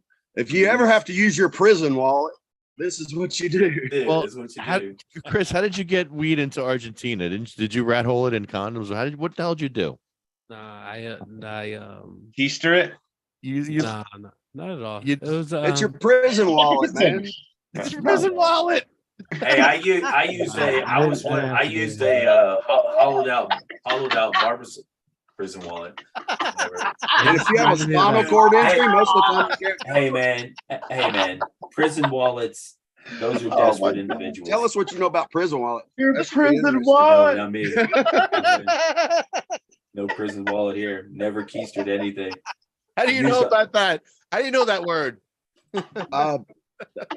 I was not always the saint I am today. Right. I did some time back in the early 2000s. Kentucky State Reformatory. And I can tell you right now, prison wallets is a real thing, fellas. Especially when guys are going in and they know they're going in. They know that as long as they get it past the second butthole, which is the first one is their first sphincter, Russell. But if you get it past the second sphincter and it actually resides in the bottom part of your intestine, then you can shit that shit out. Oh, it's a real thing, fellas. I have a penis wallet. Hey, they just did. I have a penis wallet. I can put a couple of joints in my penis. Hey, Lefty, they just did a YouTube. Steve O's had one of his they went to Australia, and one of his interns or whatever guy, big kind of fat guy, I forgot his name. He showed everybody what a prison wallet was because he had experience doing it, and they filmed it over 24 hours of him keystering a bunch of stuff. And when they got to Australia, he was going to crap it out, and he did like the K cups to make coffees, like a couple of batteries, a needle to show that he could do it, a needle like a ballpoint pen to represent like a needle, and had all that shit keistered up his ass. And the way they prepare it, we used to do shanks in our prison wallet. Oh, well, people do as long as you get it up past the second butthole, which everybody doesn't know where that fucking second butthole is. You go, the first one is on the outside, and it goes into it. Dude, there's a second one. Tell people there's a second butthole. You're not supposed to know about the second butthole. It's only 2023. I bet the second butthole is It's It's the same thing we call second knuckle deep, right? Yeah. Well, yeah, Nobody exactly. needs to know Well, about any second it butthole. went, and the right thing now. is you can go, guys, right now. If you follow Steve-O's podcast, he just interviewed his thing about they did a prison wallet, and he had it. He had to have it for 24 hours up his butt, and Hey, then they actually don't look at that. Trust me. They went to the emergency So he room. had to sit on a plane all the On way. a plane Oh all the my way God. there. And he had it in his second butthole. I Yeah, totally it did. forgot. Yes, it Hang did. on, hang on, hang Yes, on. it did. Oh man. Hang on. His intestine swallowed it. Wait a minute, Chris. How did you actually bring it again? I got a vein Definitely popping not a out my prison fucking wallet, forehead. and it did not go past my second butthole. No, what you did you keep? You didn't keister it, did you, Chris? No, I didn't have to. I didn't have to either, man. You can put it in. There's things called Barbasol cans that are false bottom that you can smuggle an ounce in. Rolled it up, put it in the backwoods pack. You can do it. I smuggled a whole ounce into Ecuador, and that's how I did it. Was those false bottom That Barbasol definitely cans. went to the second, but all of those an ounce. Yeah, but no, it's funny when prisons. There's the number one thing that's in prisons is cell phones. How do they get there? Every one of them motherfuckers are talking on it, and it's gone past the second butthole. No, yo, imagine an iPhone. Oh my God, dude! That's one of those. The first, remember the 14 now, the 14 big Pro, one. the big one. Could you imagine? what were the first ones that had the snake game on it? Imagine the Nokia 520s. They had them. They were really kind of small at one point. People could get them up in there, and that's the thing is you see the cell phones. They're all the analog flip phone ones. They're small, compact, and there's only flip phones in there. Yeah, there's only flip phones in prison. For the next podcast, I'm gonna roll a blunt and stick it in my penis and light it. That's called look up sounding rods. Oh God, there's a word for that. I got a new hat for you, my friends in New Jersey. I figured you guys would like this hat. It can't see shit. It's all black. And I'm gonna light it up. It's kind of like I'm unveiling it. Hopefully you've got it. This is for all my New York, New Jersey guys here. So if you're in prison, you're smoking weed. Oh my God, you Boston Red Sox fans, you need to get the fuck out of here. Look at that. Oh my God, you want to die because oh my God, I don't even talk baseball around my Jersey girl anymore. We are talking about poop though. We are talking about poop. Get it? I'm actually abrasive. Mikey, what are you working on? Just cutting some stuff up, painting some stuff. You got an X-Acto knife out, and you're just sitting there for. Yeah, I'm just doing a few things. Just working on like 4 little projects at once. Mr. Guerrilla Artist. Yeah. Have you done anything on the street lately that's been a public display of your affection of the art community in your local area, and nobody's getting the joke? Nothing new. Who made the set thing here? That's Lefty. Yeah, we both put this together. Yeah. Lefty and Chris, you had something to do with it. Everybody had put in their 2 cents. Everybody that sat at the table has done something. Lefty mainly for sure. Lefty's done it all, and it's just gotten better. This is a fun project. I'd love to come play cards there sometimes. Eventually, I might make it there. I've already mapped out the trips. And now there's a whole lot of other ideas that we float around that still have to be done. Things are happening. But yeah, we're gonna see where it goes, and it's a progression because I don't know how long I've known you, Lefty. I guess is it a couple of years now? I don't know how long I've known you. I'm enjoying the hell out of it. Well, it's just we gotta and it doesn't mean that you gotta pick up your shit and move to New Jersey. You just gotta have the compassion of what the New Jersey never crossed my mind. I do hope to be back here in the next. I may be taking a job with one of the big POS companies. Can't say her name right now, but if I do, I'll probably be back out there. I know piece of shit companies or point of they're sale. a necessity. You have to have a point of sale. Point of sale. Piece of shit. Piece of shit companies. Yeah, point of sale. No, point of sale. Yeah, I worked in point of sale. I worked in the POS systems. They're awesome. Every business has one, and that's where having to set up the dispensary that I went to in Tucumcari had a nice POS system with this is a cannabis specific company as well. Yeah, so and it's going to link up. What it's going to link is because they're having to track everything from seed to sale. So you're going to need to have seed to sale POS systems, and a lot of them are running off of that. Yeah, the looks like that iPads. A lot of that. That's what I saw when I was over there. Everything gets I brought up on an iPad, and it's all in front of you, and the way it's linked to the register, the behind thing. And it's I met Lefty when I was working for Weed Maps. I was with Weed Maps after they acquired my company called Enlighten. We did digital menus, kiosks, point of sale, any consumer facing tech product is yeah. that's what we did. That's interesting. I did stuff with Weed Maps as well, but I didn't work for them. Fuck Weed Maps. I know.